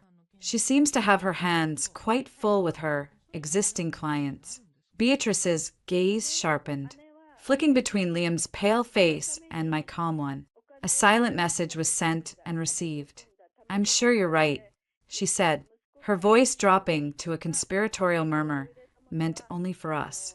Some people spread themselves too thin. It always ends in tears. Do excuse me. She glided away. Liam stood rigid, a fine sheen of sweat on his temple. The bomb hadn't gone off, but the timer was now loudly ticking in his head. And in Chloe's, they're perfect. Secret World had just developed a very public, very dangerous crack. That was awkward. I whispered, playing the concerned wife. Is everything okay between Chloe and Mr. Thorne? It's nothing. Liam snapped, then forced a calm he didn't feel. Business. Stupid gossip. Let's get a drink. But the damage was done. That night, from my locked office, I listened via a second audio feed Leo had miraculously synced to a bug in Liam's study. The fight was spectacular. What the hell were you thinking? Chloe. Liam's voice. A furious hiss. Martin Thorne. His wife is a dragon. She could sink us both with a phone call. Oh, don't be so dramatic. Liam. He's useful. The connections he has. Useful. He's a liability. A married liability, whose wife just threatened me across a crowded room. You need to end it. Now. You don't get to tell me what to do. You're not my husband. And maybe if you weren't so busy playing house with your clueless wife, I wouldn't need to look for appreciation elsewhere. This is about us building something real. The gallery. Our future. And you're jeopardizing it for what? A few expensive dinners and a hotel magnate's ego? Their voices escalated, a tapestry of blame, fear, and crumbling alliance. It was beautiful. I texted Amelia on the burner phone. Cage successfully rattled. Predators are turning on each other. Her reply was swift. Good. Now, let's dangle the next carrot. Tell your husband you found a silent co-investor for the gallery, a mysterious benefactor who wants to triple the initial offering. Watch him run for the bait. I closed my eyes, a real, cold smile touching my lips for the first time in months. The tables weren't just turning. They were about to flip over and crush them. Evelyn Shaw's office was silent except for the hum of the air conditioning. Leo, the forensic accountant, tapped his laptop. A flowchart lit up the screen, that a dizzying maze of shell companies. The gallery, Axiom, is a funnel. Leo stated flatly. Money goes in, gets split between a Miami condo development and crypto wallets tied to a known Vegas gambling syndicate. It's not an investment. It's a car wash. Evelyn didn't blink. And Liam's position? He's in for $500K. But it's not clean money. 200 is siphoned from a Crestline Ventures fund, a major breach. The rest is a personal loan against your joint property deed. Leo looked at me. He's leveraged your house to buy into a scam. The coldness in my chest hardened into something usable. So he's desperate. He's committed. Evelyn corrected. And he wants your money to make his bad bet look legitimate. Now, the other vector. Chloe D'Angelo. A new image appeared. Financial statements. She's liquidated everything. 401k. Max cards. She's also the recipient of several large consulting fees from Thorn Hotels Holdings. Martin Thorn's personal slush fund. Pressure points. I said, exactly. Your job now is to apply it. Strategically, Evelyn leaned forward. First, you give Liam what he wants. You commit your funds. I'm not actually giving him the money, I said, a threat of panic in my voice. Of course not. You'll stall, create delays, ask for more documentation, but you will enthusiastically agree in principle.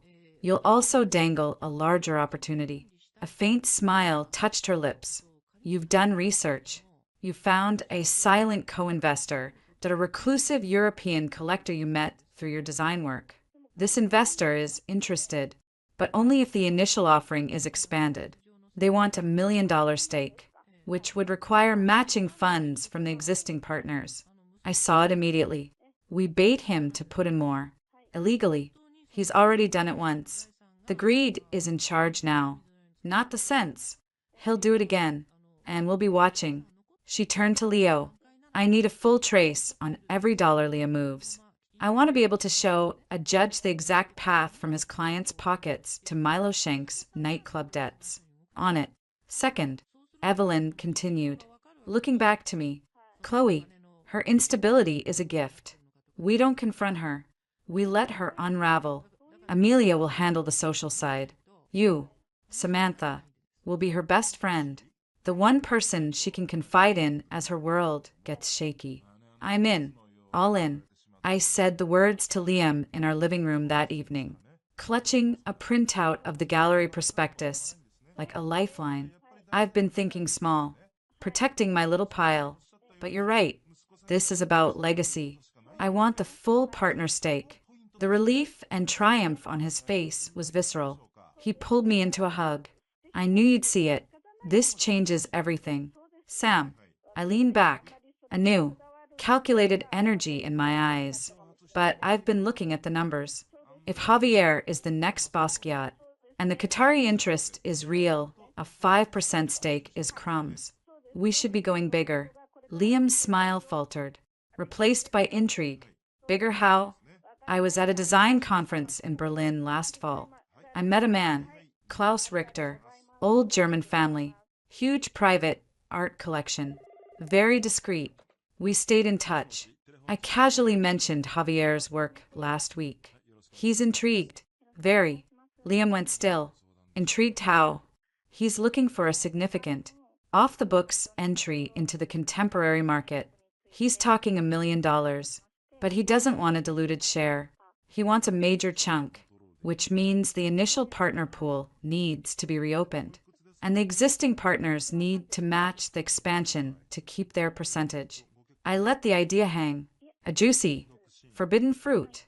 It would triple the gallery's war chest overnight. Milo could lock down that Qatari deal and 3 others. I watched the greed war with caution in his eyes. Caution lost. $1 million? From one investor? Sam, are you sure? I have an NDA. I can't show you his letters. But the interest is real. He wants a video call with Milo and the lead partners. You. And, if we move fast, me. I placed a hand on his arm. This is it. Liam. The big win you're always talking about. But we have to be all in. Can you access more capital to match and keep your position? The hook was set. I saw him mentally rifling through his options to more fund diversions. Another secret loan. The risk was enormous, but the prize was now astronomical. I can make it work, he said, his voice low with conviction. Set up the call. The pressure on Chloe came from all sides. Amelia executed her part with precision. At a high-profile Art Institute luncheon, Amelia found herself seated next to Beatrice Thorn. The conversation, Amelia reported via our encrypted app, was a masterpiece. I wanted to thank you for the other night. Amelia had said, your advice about that D'Angelo woman was prudent. Beatrice's eyes sharpened. Oh, I made some discreet inquiries. As a doctor, you hear things.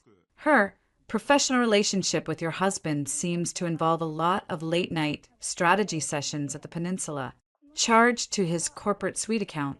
Amelia sipped her water. I wouldn't mention it, but I know you're chairing the New Wing fundraiser. Having your name, or your husband's, associated with any scandal could be problematic. The press loves a society story. The color had drained from Beatrice's face, replaced by a glacial fury. I see. Thank you, Amelia. That is very helpful information. The result was immediate. Chloe called me the next day, voice trembling with rage. He dropped him, just like that. Some anonymous well-wisher tipped off his dragon wife about the hotel charges. He froze the consulting contract, canceled my credit line, everything. He said I was a liability. I made soothing sounds. Oh, Chloe, I'm so sorry. That's awful. After all you did for him. It's that wife, that bitter, controlling hag. She seethed. I needed that money. Sam, the gallery buy-in. I'm stretched thin. The desperation was perfect. Listen, I said, lowering my voice. Don't say anything to Liam yet. But there might be a bigger play coming. A huge new investor. It could mean our shares multiply in value. Just hang on a little longer. I was giving her hope, tying her survival even more tightly to the very scheme that was her trap. The video call with Klaus Richter was held in Liam's study. Klaus was, in reality, an actor friend of Evelyn's, a man with a convincing German accent and the bored, imperious demeanor of old money. He was projected onto Liam's large monitor, a blurred bookshelf behind him, the provenance of the early work. It is clean? Klaus asked Milo, who was digitally patched in from New York. Impeccable. Milo purred. All documented. The violence of the brushwork. It speaks to a primal truth. No, it speaks to market viability. Klaus corrected, unimpressed. My interest is in the secondary market projection. Your Qatar deal. It is signed? In principle, Milo said, a little too quickly. Principles do not interest me. Contracts interest me. Klaus's gaze flicked to Liam. Hey Avance, you are the operational lead. You can secure the matching funds from your partnership to expand the offering? €1 million. Minimum? Liam, sweating slightly in his crisp shirt, nodded. We can. I'm finalizing the commitments now. He shot me a look. I gave him a confident nod. Good. I do not like delays. Send the revised partnership agreement to my lawyers by end of week. My funds are ready. The screen went black. The room erupted in silent tension. Milo's face, still on screen, was a mask of avarice. Liam, my friend, this is it. The launch pad. Get those funds locked down. I'll have the new papers drawn up. When the call ended, Liam turned to me, his eyes blazing. Did you hear that? My funds are ready. We need to move. Now, I'll need your transfer by Friday to show good faith. Of course, I said. I'll initiate it tomorrow. The lie was effortless. My real money was already safely dispersed. Thanks to Leo. The transfer I'd initiate would hit a fraudulent account designed to bounce after a 48-hour delay, giving us more time. That night, the argument from Liam's study was louder, more desperate. I listened through the audio feed. You have to find the money. Chloe, Klaus is ready to wire 7 figures. This is the tide that lifts all boats. But we need to be in the damn water. Liam's voice was strained. From where? Liam? Martin is gone. My cards are maxed. You said this would be easy. You said Samantha's money would cover the first round, and we'd be set. Chloe was nearing hysteria. It will. But this is bigger. This is life-changing. Sell the jewelry. The car. I don't care. Call in every favor. If you're not in, you're out. And after everything, you'll be left with nothing. A choked sob. You bastard. This was supposed to be our fresh start. Together. It still can be. But I need a partner. Not a liability. Get the money. The line went dead. I leaned back in my office chair. The trap was sprung. Liam was chasing fictional millions deeper into real fraud. Chloe was isolated, desperate, and turning on him. Their alliance, built on lust and greed, was corroding under the pressure we were applying. I texted Amelia. The bait is taken. He's scrambling for more illegal funds. Her other funding source is cut off. Cracks are widening. Her reply was swift. Perfect. Now, we start the countdown. The gallery paperwork is being drawn up. Once he signs and moves that second round of stolen money, we'll have him on everything. I looked out at the city lights. The turning was almost complete. Soon, it would be time for the reckoning. The unraveling did not begin with a bang, but with a series of quiet, catastrophic clicks, like the tumblers of a lock falling into place, sealing a vault shut. The first click was the sound of Liam's cell phone hitting the marble floor of our foyer. It was a Tuesday morning. He stood frozen, staring at the cracked screen as if it contained a venomous snake. "What is it?" I asked, carrying a mug of tea, the picture of domestic concern. His face was the color of parchment. A board member. From Crestline, his voice was hollow. An emergency audit committee has been formed. They're reviewing all fund allocations from the last 18 months, starting with the Atlas Venture Fund, the fund from which he'd siphoned $200,000. The panic in his eyes was raw, untempered by his usual golden boy charm. This wasn't social embarrassment. This was professional and legal annihilation. "But your investments are solid," I said, feigning confusion. "Can't you just show them the gallery paperwork? The projected returns?" A bitter, ragged laugh escaped him. "The paperwork for a gallery that hasn't sold a single painting? To a board that thinks alternative assets mean timber and gold. Not paintings by a guy named Javier who smells like turpentine and regret?" He ran a shaking hand through his hair. "I need that Qatari deal to close. Today.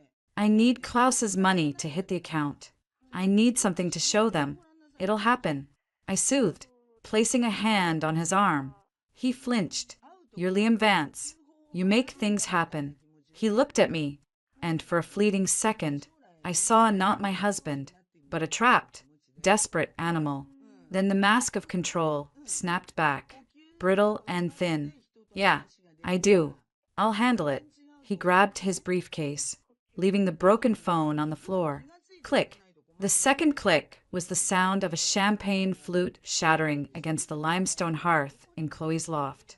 I was there, having answered her desperate, wine-soaked summons. "He's ghosting me," she shrieked, pacing like a caged panther. "Milo, the great Milo Schenk.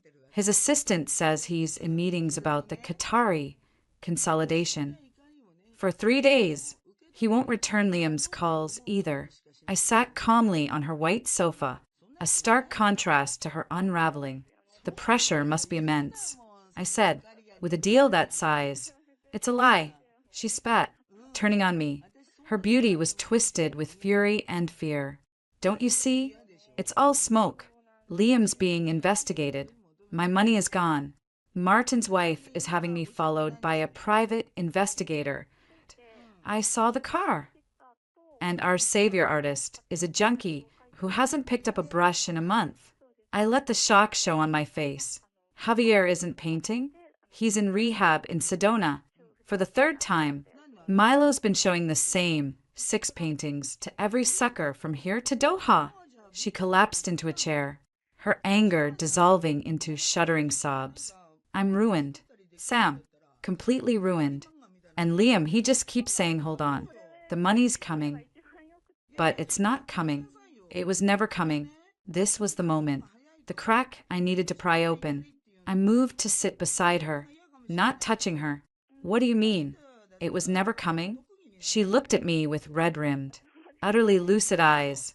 The veil of avarice had lifted, leaving only bleak clarity. The gallery. It was always at a structure, a way to move money. Liam knew. He told me it didn't matter if Javier ever painted again. The value was in the partnerships, in the flow of capital. My job was to help bring in partners. Your nest egg was the anchor, the legitimate money that would make the whole thing smell clean. The confession, so blunt and weary, landed between us. I didn't have to feign my stillness. He used you to get to me, a single, harsh sob, and I let him. I wanted what you had, the life, the stability, him. I thought if we took your safety net, you'd be smaller, less perfect, and he'd finally see me as the partner he needed. She wiped her nose with the back of her hand, a grotesquely childish gesture. I'm so sorry, Sam. You have no idea. The apology was worthless, but the confirmation was priceless. I had her voice on the recorder in my bag, detailing the fraud. What are you going to do? I asked softly. I don't know. Run. Maybe. I have a friend in Costa Rica, but I need money to get there. Her eyes, desperate, locked onto mine. You haven't wired your investment yet, have you? The transfer is processing. I lied. It's tied up for a few more days. I saw the calculation in her eyes. Could she get to it first? The alliance was not just broken, it was pulverized. She'd sell out Liam in a heartbeat now, and probably try to screw me on the way out. Click. The third click was the soft tap of Amelia's finger on a manila folder resting on her dining table. I sat across from her, the city lights blurring behind her. She looked calm, satisfied. The board audit is real, she said. My cardiologist friend is married to the head of the audit committee. They found the diverted $200,000 in about 5 minutes. They're now tracing the personal loan he took against the house. They've frozen his partnership draw and restricted his access to all funds. He is, for all intents and purposes, bankrupt at Crestline and legally exposed. What about the second round? The money for Klaus? He tried. Yesterday, he attempted to wire another $150,000 from a different, smaller venture fund. The transfer was flagged and blocked by the new safeguards the board put in place. He's locked out. She opened the folder, but we have the attempt. A clear, documented act of fraud after he was already under investigation. Evelyn says it's the nail in the coffin for any criminal negligence defense. I let out a breath I didn't know I was holding. And Chloe? Beatrice Thorne is a woman of action. The private investigators report photos of Chloe and Martin at the Violet Hour, hotel lobby shots, credit card statements that was delivered to Martin's office, with copies to the boards of the Symphony and the Art Institute. His consulting contract with Chloe is being portrayed as a personal misappropriation of funds. He's disavowing all knowledge of her, blaming her for manipulative invoicing. He'll survive, but his reputation is tarnished. Hers is ashes. She's been quietly blacklisted from every gallery, PR firm, and charity board in the city. The silent treatment, social death. It was brutal, efficient, and exactly what we'd planned. So they're finished, financially and socially. Yes, but there's one more piece. Amelia slid a single sheet of paper toward me.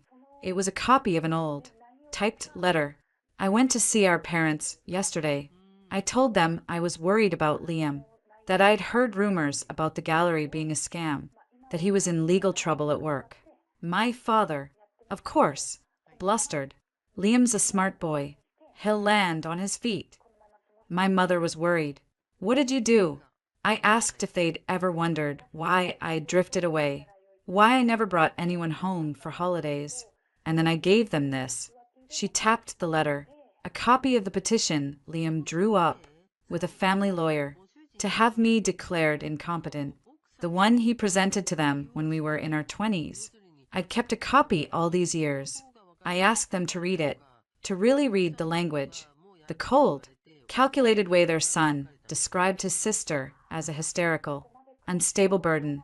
I could imagine the scene, the plush, silent living room, the terrible truth settling like dust. My mother cried. My father got very quiet. Then he asked, What do you want us to do? Amelia's smile was thin, devoid of joy. I told them I didn't want anything, but that they should know the man they'd championed was the same man who'd tried to destroy me, and was now in the process of destroying his wife. I told them about the video, about Chloe, about the gallery scam targeting Samantha's life savings. I didn't ask for their support. I simply presented the evidence, and then I left.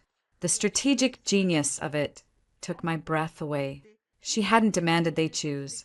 She had forced them to see the truth, and then removed herself, leaving them alone with the wreckage of their favoritism. They would have to come to terms with it on their own.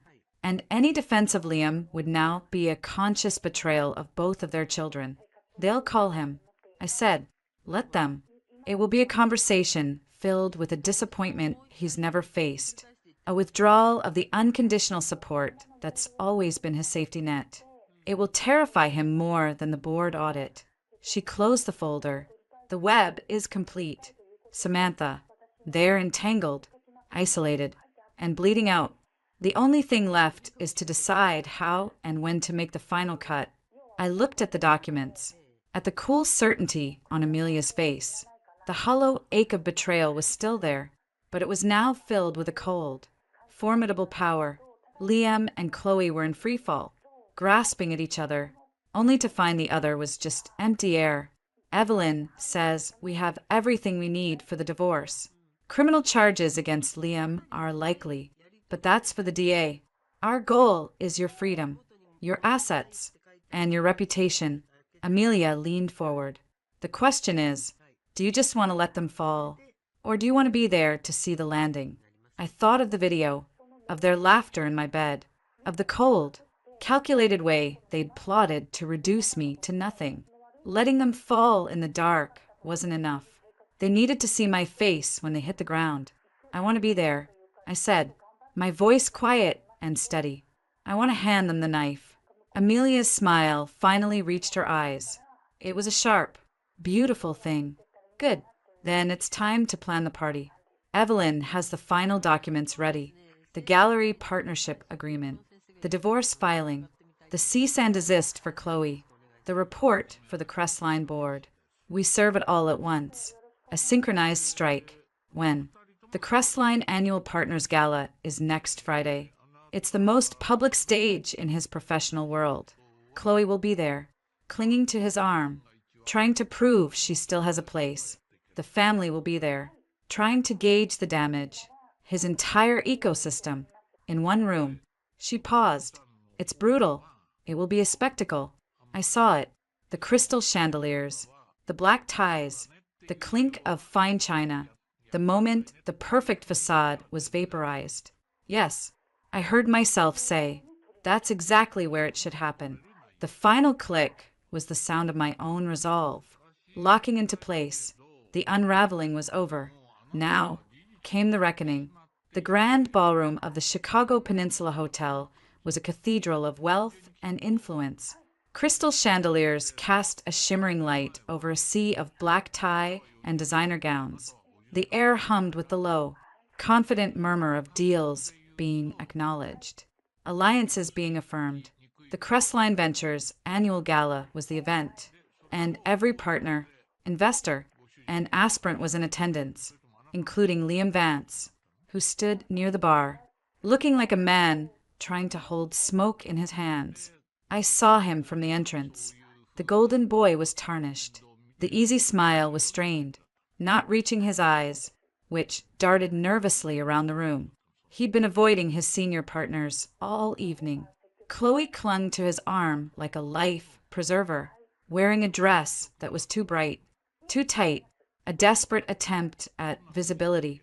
She was smiling, but it was a rictus grin, her eyes scanning the crowd as if expecting a serving of contempt with the canapes. Amelia, elegant in a simple black sheath, appeared at my side. She held 2 champagne flutes, handing me one. Nervous? She asked, her voice low.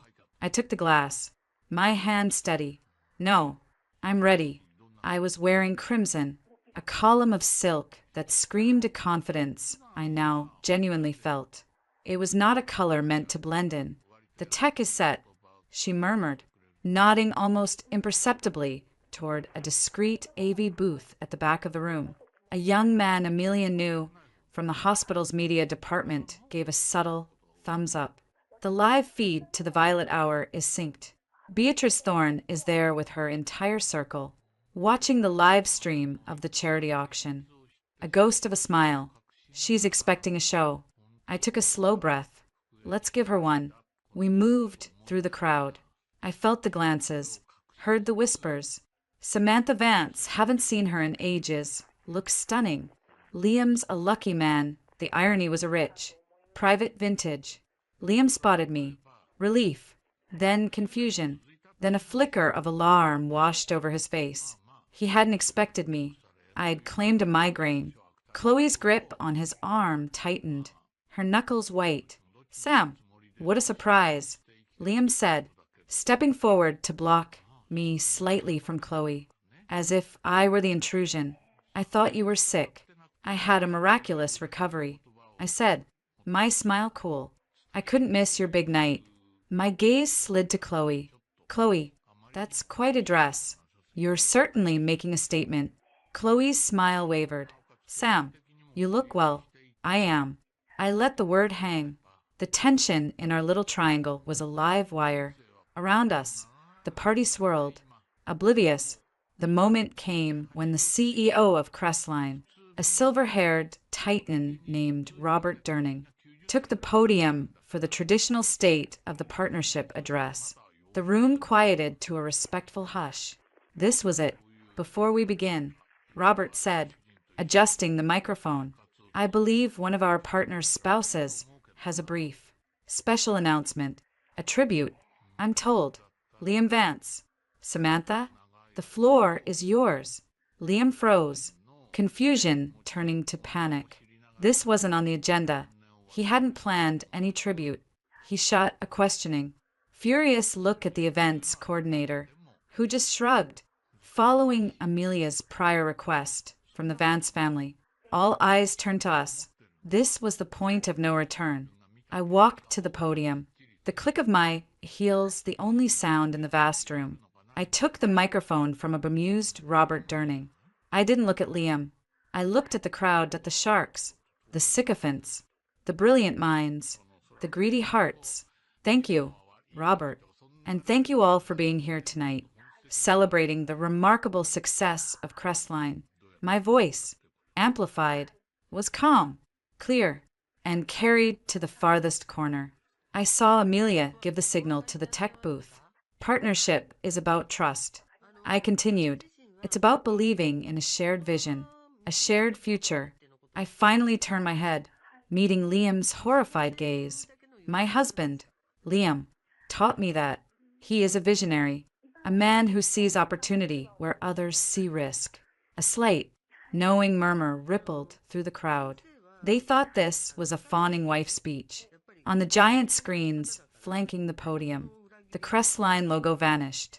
It was replaced by a high-angle, slightly grainy shot of a familiar bedroom. Our bedroom, the navy duvet, the sheer curtains.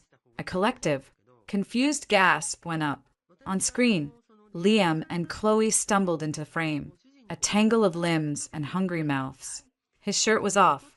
Her dress was around her waist. The audio, crisp and damning, filled the ballroom. God, you're incredible. She's never like this. She's so careful. Everything has to be perfect. It's exhausting. The room erupted in a deafening silence. Then a volcanic uproar of shock. Heads swiveled between the screen and Liam, who stood ashen, his mouth agape. Chloe made a small, animalistic sound and took a step back, as if physically struck. I spoke over the noise, my voice cutting through. But vision can be corrupted. Partnership can be betrayed. The video cut to a new clip. This one audio only. A waveform on the screen. Liam's voice, conspiratorial. Her nest egg is the anchor. The legitimate money that makes the whole thing smell clean. Chloe's voice. Weary. The gallery. It was always a structure. A way to move money. Liam knew. The crowd was in chaos. Robert Durning's face was purple with rage. I saw senior partners staring at Liam with dawning, horrified comprehension. I pulled a sheaf of papers from the small clutch I carried. As of 1 hour ago, I, through my attorney Evelyn Shaw, have filed for divorce from Liam Vance on grounds of adultery, fraud, and constructive abandonment.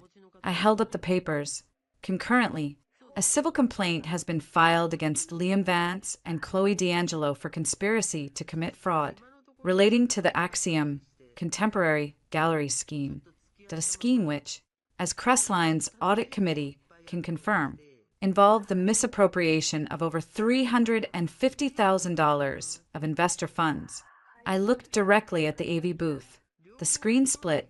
On one side, the freeze frame of Liam and Chloe. On the other, a live feed from the Violet Hour, a chic cocktail lounge across town. The camera panned over a group of society women, their faces stunned, staring at a screen. In the center, Beatrice Thorne, her expression one of cold, triumphant fury. Chloe, seeing her own social execution broadcast live, let out a strangled cry and covered her face. Furthermore, I said, my voice rising above the din, Liam's access to all joint assets and the marital home is hereby revoked. Effective immediately. The locks have been changed. I turned to him. He was a statue of ruin. All his charm, all his lies, stripped bare in the most public forum imaginable. You, he finally choked out, pointing his shaking finger at me. You psychotic bitch. You've ruined me. No, Liam, I said, the microphone catching every icy syllable. You did that. I'm just providing the evidence. It was then that Amelia walked to the podium. She took the microphone from my hand. The room, mesmerized by the carnage, fell silent again. My name is Dr. Amelia Vance, she said, her voice the calm, authoritative tone of a physician delivering a terminal diagnosis. Liam is my brother. A ripple of surprise. For decades, I have watched him manipulate, deceive, and harm those who trusted him, protected by a facade of charm and familial enablement. I remained silent too long. I will not be silent today. Samantha Vance is a victim of profound betrayal, not just marital, but financial and psychological. She has shown a courage and resilience he is incapable of understanding. I stand with her, unequivocally, and I call upon anyone else in this room, or in this family, who has been harmed by his actions, to find their voice now. The age of his lies ends tonight. She handed the microphone back to Robert Durning, who looked as if he'd been hit by a truck. Amelia stepped down and stood beside me. A united front. Liam finally found his voice, a roar of pure, incoherent rage. He took a step toward us, but was immediately blocked by two large, discreet security men who had materialized at Robert Durning's nod. Get your hands off me. This is a setup. She's insane. She lost a baby and she's lost her mind. He screamed, the last, desperate weapon in his arsenal. The room recoiled at the ugliness. I looked at him, and for the first time, I felt nothing. No hate, no pain, just a vast, clean emptiness. The only thing I lost, Liam, was the illusion of you, and I'm grateful for the trade. Robert Durning finally seized the microphone. This event is over. Security, please escort Mr. Vance and Ms. D'Angelo from the premises. Permanently. The Crestline board will be convening an emergency session tomorrow morning. He looked at me, his expression a complex mix of fury, embarrassment, and a shred of respect. Mrs. Vance, my apologies for everything. As security led a sputtering, broken Liam and a sobbing, shattered Chloe through the parted, staring crowd. The noise rose again, a cacophony of gossip, speculation, and horrified delight. I didn't watch them go. I turned to Amelia. The noise of the scandalized ballroom faded to a distant buzz. The revenge was complete, public, and brutal. It wasn't sweet. It was necessary. It was just. It's done, I said, My voice quiet now. Amelia looped her arm through mine. Her face was serene. No, she corrected gently, steering me toward the exit, away from the gawking eyes. It's just beginning. The rest of your life starts now. And it's going to be magnificent. We walked out of the ballroom, leaving the wreckage of Liam Vance's perfect world behind us. The silence that followed us was the most powerful sound I had ever heard. The silence in Evelyn Shaw's office 6 weeks later was of a different, more satisfactory kind. It was the quiet of settled dust, of concluded business. Evelyn slid a hefty stack of documents across her polished desk toward me. It's done. The final decree. All signatures. All stamps. She allowed herself a small, tight smile, given the overwhelming evidence of fraud, adultery, and the pending criminal investigation by the DA's office into the fund misappropriation. Mr. Vance's counsel was strongly motivated to settle, quickly and favorably. I didn't reach for the papers immediately.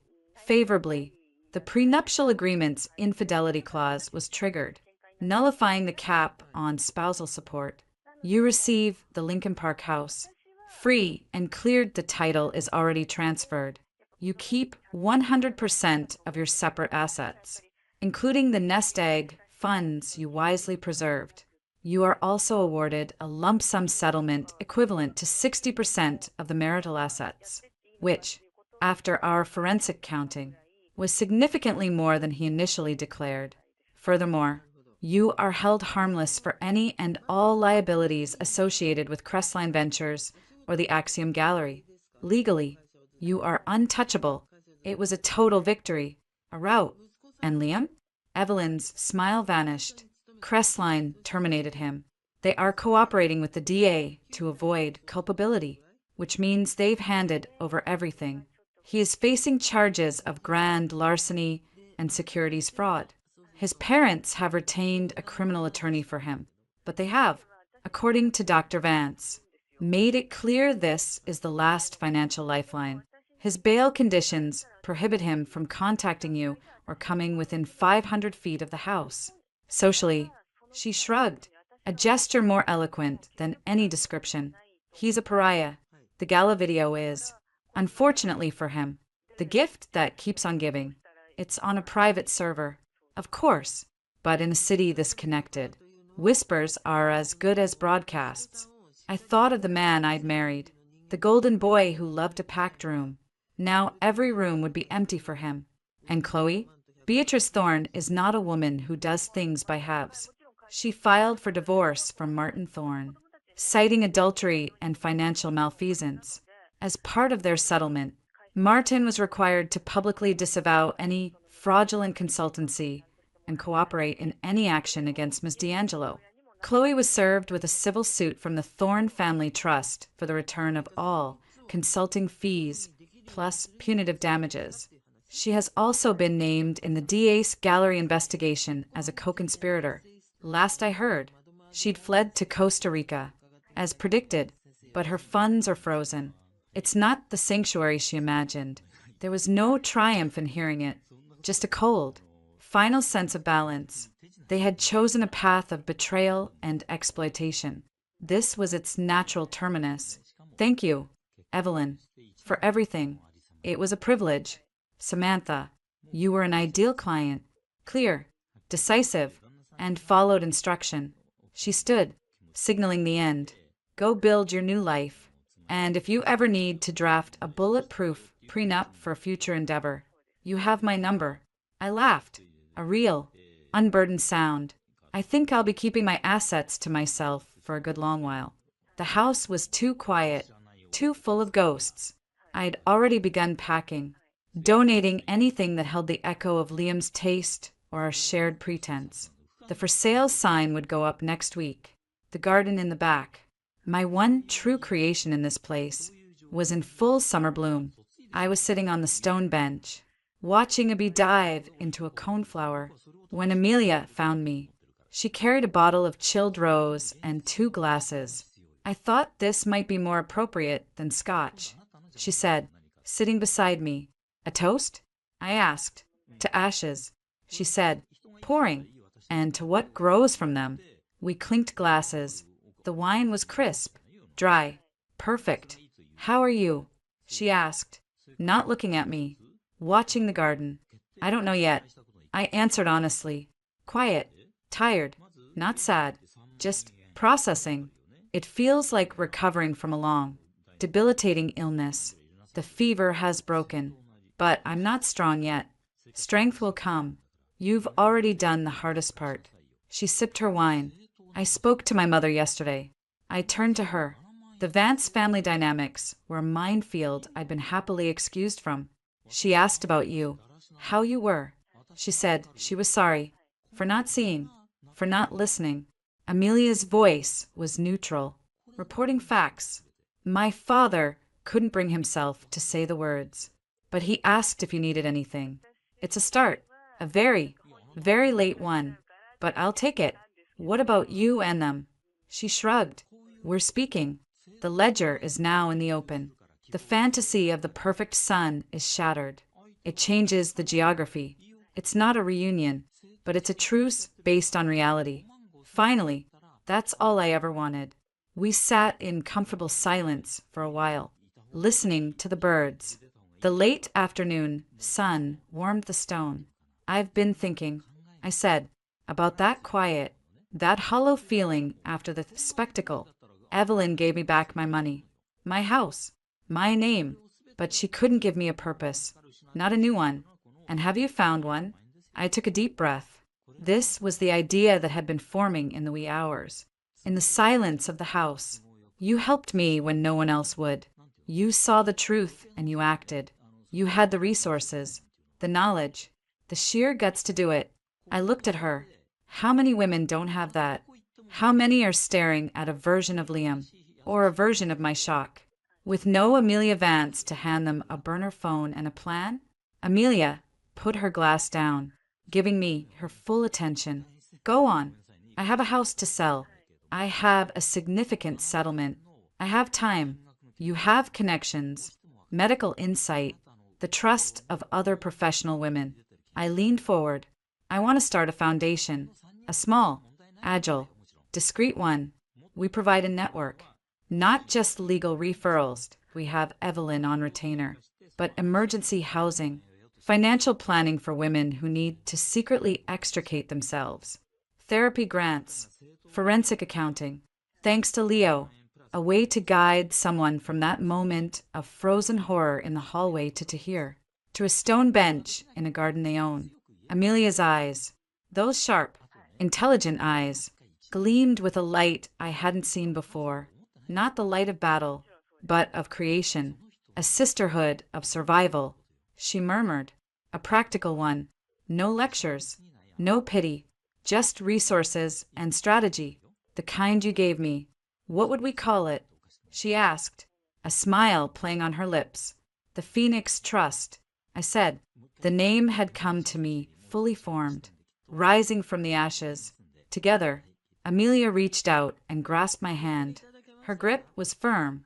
Sure, I'm in. 100%. We can use my condo as an initial administrative hub. I have a lawyer friend who can handle the 501c. 3, filing pro bono. And I know at least 3 major donors from the hospital board who would write checks to make this happen, just to spite the memory of my brother's scandal. The future, which had seemed like a vast, empty plain, suddenly had a path, a purpose built from the wreckage. 3 months later, I stood in the raw, sun-filled space of a loft in the West Loop. It was all exposed brick and soaring windows, overlooking a patch of neglected rooftop. My new design studio. The first project on my board was not a corporate plaza or a millionaire's backyard. It was the renovation plans for a small, secure apartment building the Phoenix Trust was in the process of acquiring at a safe house. My phone buzzed. A text from Amelia. Just left the DA's office. Liam's lawyer is pushing for a plea deal. Looks like 18 to 24 months. Minimum security, plus restitution. He'll take it. Too much evidence. Wants it to go away. I typed back. Let it. We have other things to build. Indeed, dinner at 7? I have the architect's sketches for the safe house common areas. They're dreadful. We need you. I smiled. I'll be there. As I turned back to my drafting table, a notification popped up on my laptop. A new inquiry through my professional website. The subject line read, Consultation, Healing Garden. I opened it. The client, a soft-spoken woman, detailed a small backyard for a home she'd just moved into after a difficult transition. She wanted a space for reflection, for strength, something that symbolized renewal. She'd been given my name by a friend of a friend at the hospital. It could have been a coincidence. It felt like a circle closing. I typed my reply, offering a meeting, and signed it. I have some ideas. I believe a garden, more than almost anything, teaches us that from even the most damaged ground, beautiful and resilient things can grow. I hit send and looked out at the Chicago skyline, no longer a backdrop to a life that wasn't mine, but a vista from a window I'd chosen for myself. The ashes had settled, and in the fertile, liberated soil they left behind, I was finally, firmly, planting my feet. The story wasn't about Liam, or Chloe, or even the revenge anymore. It was about the woman who remained, and she was just getting started.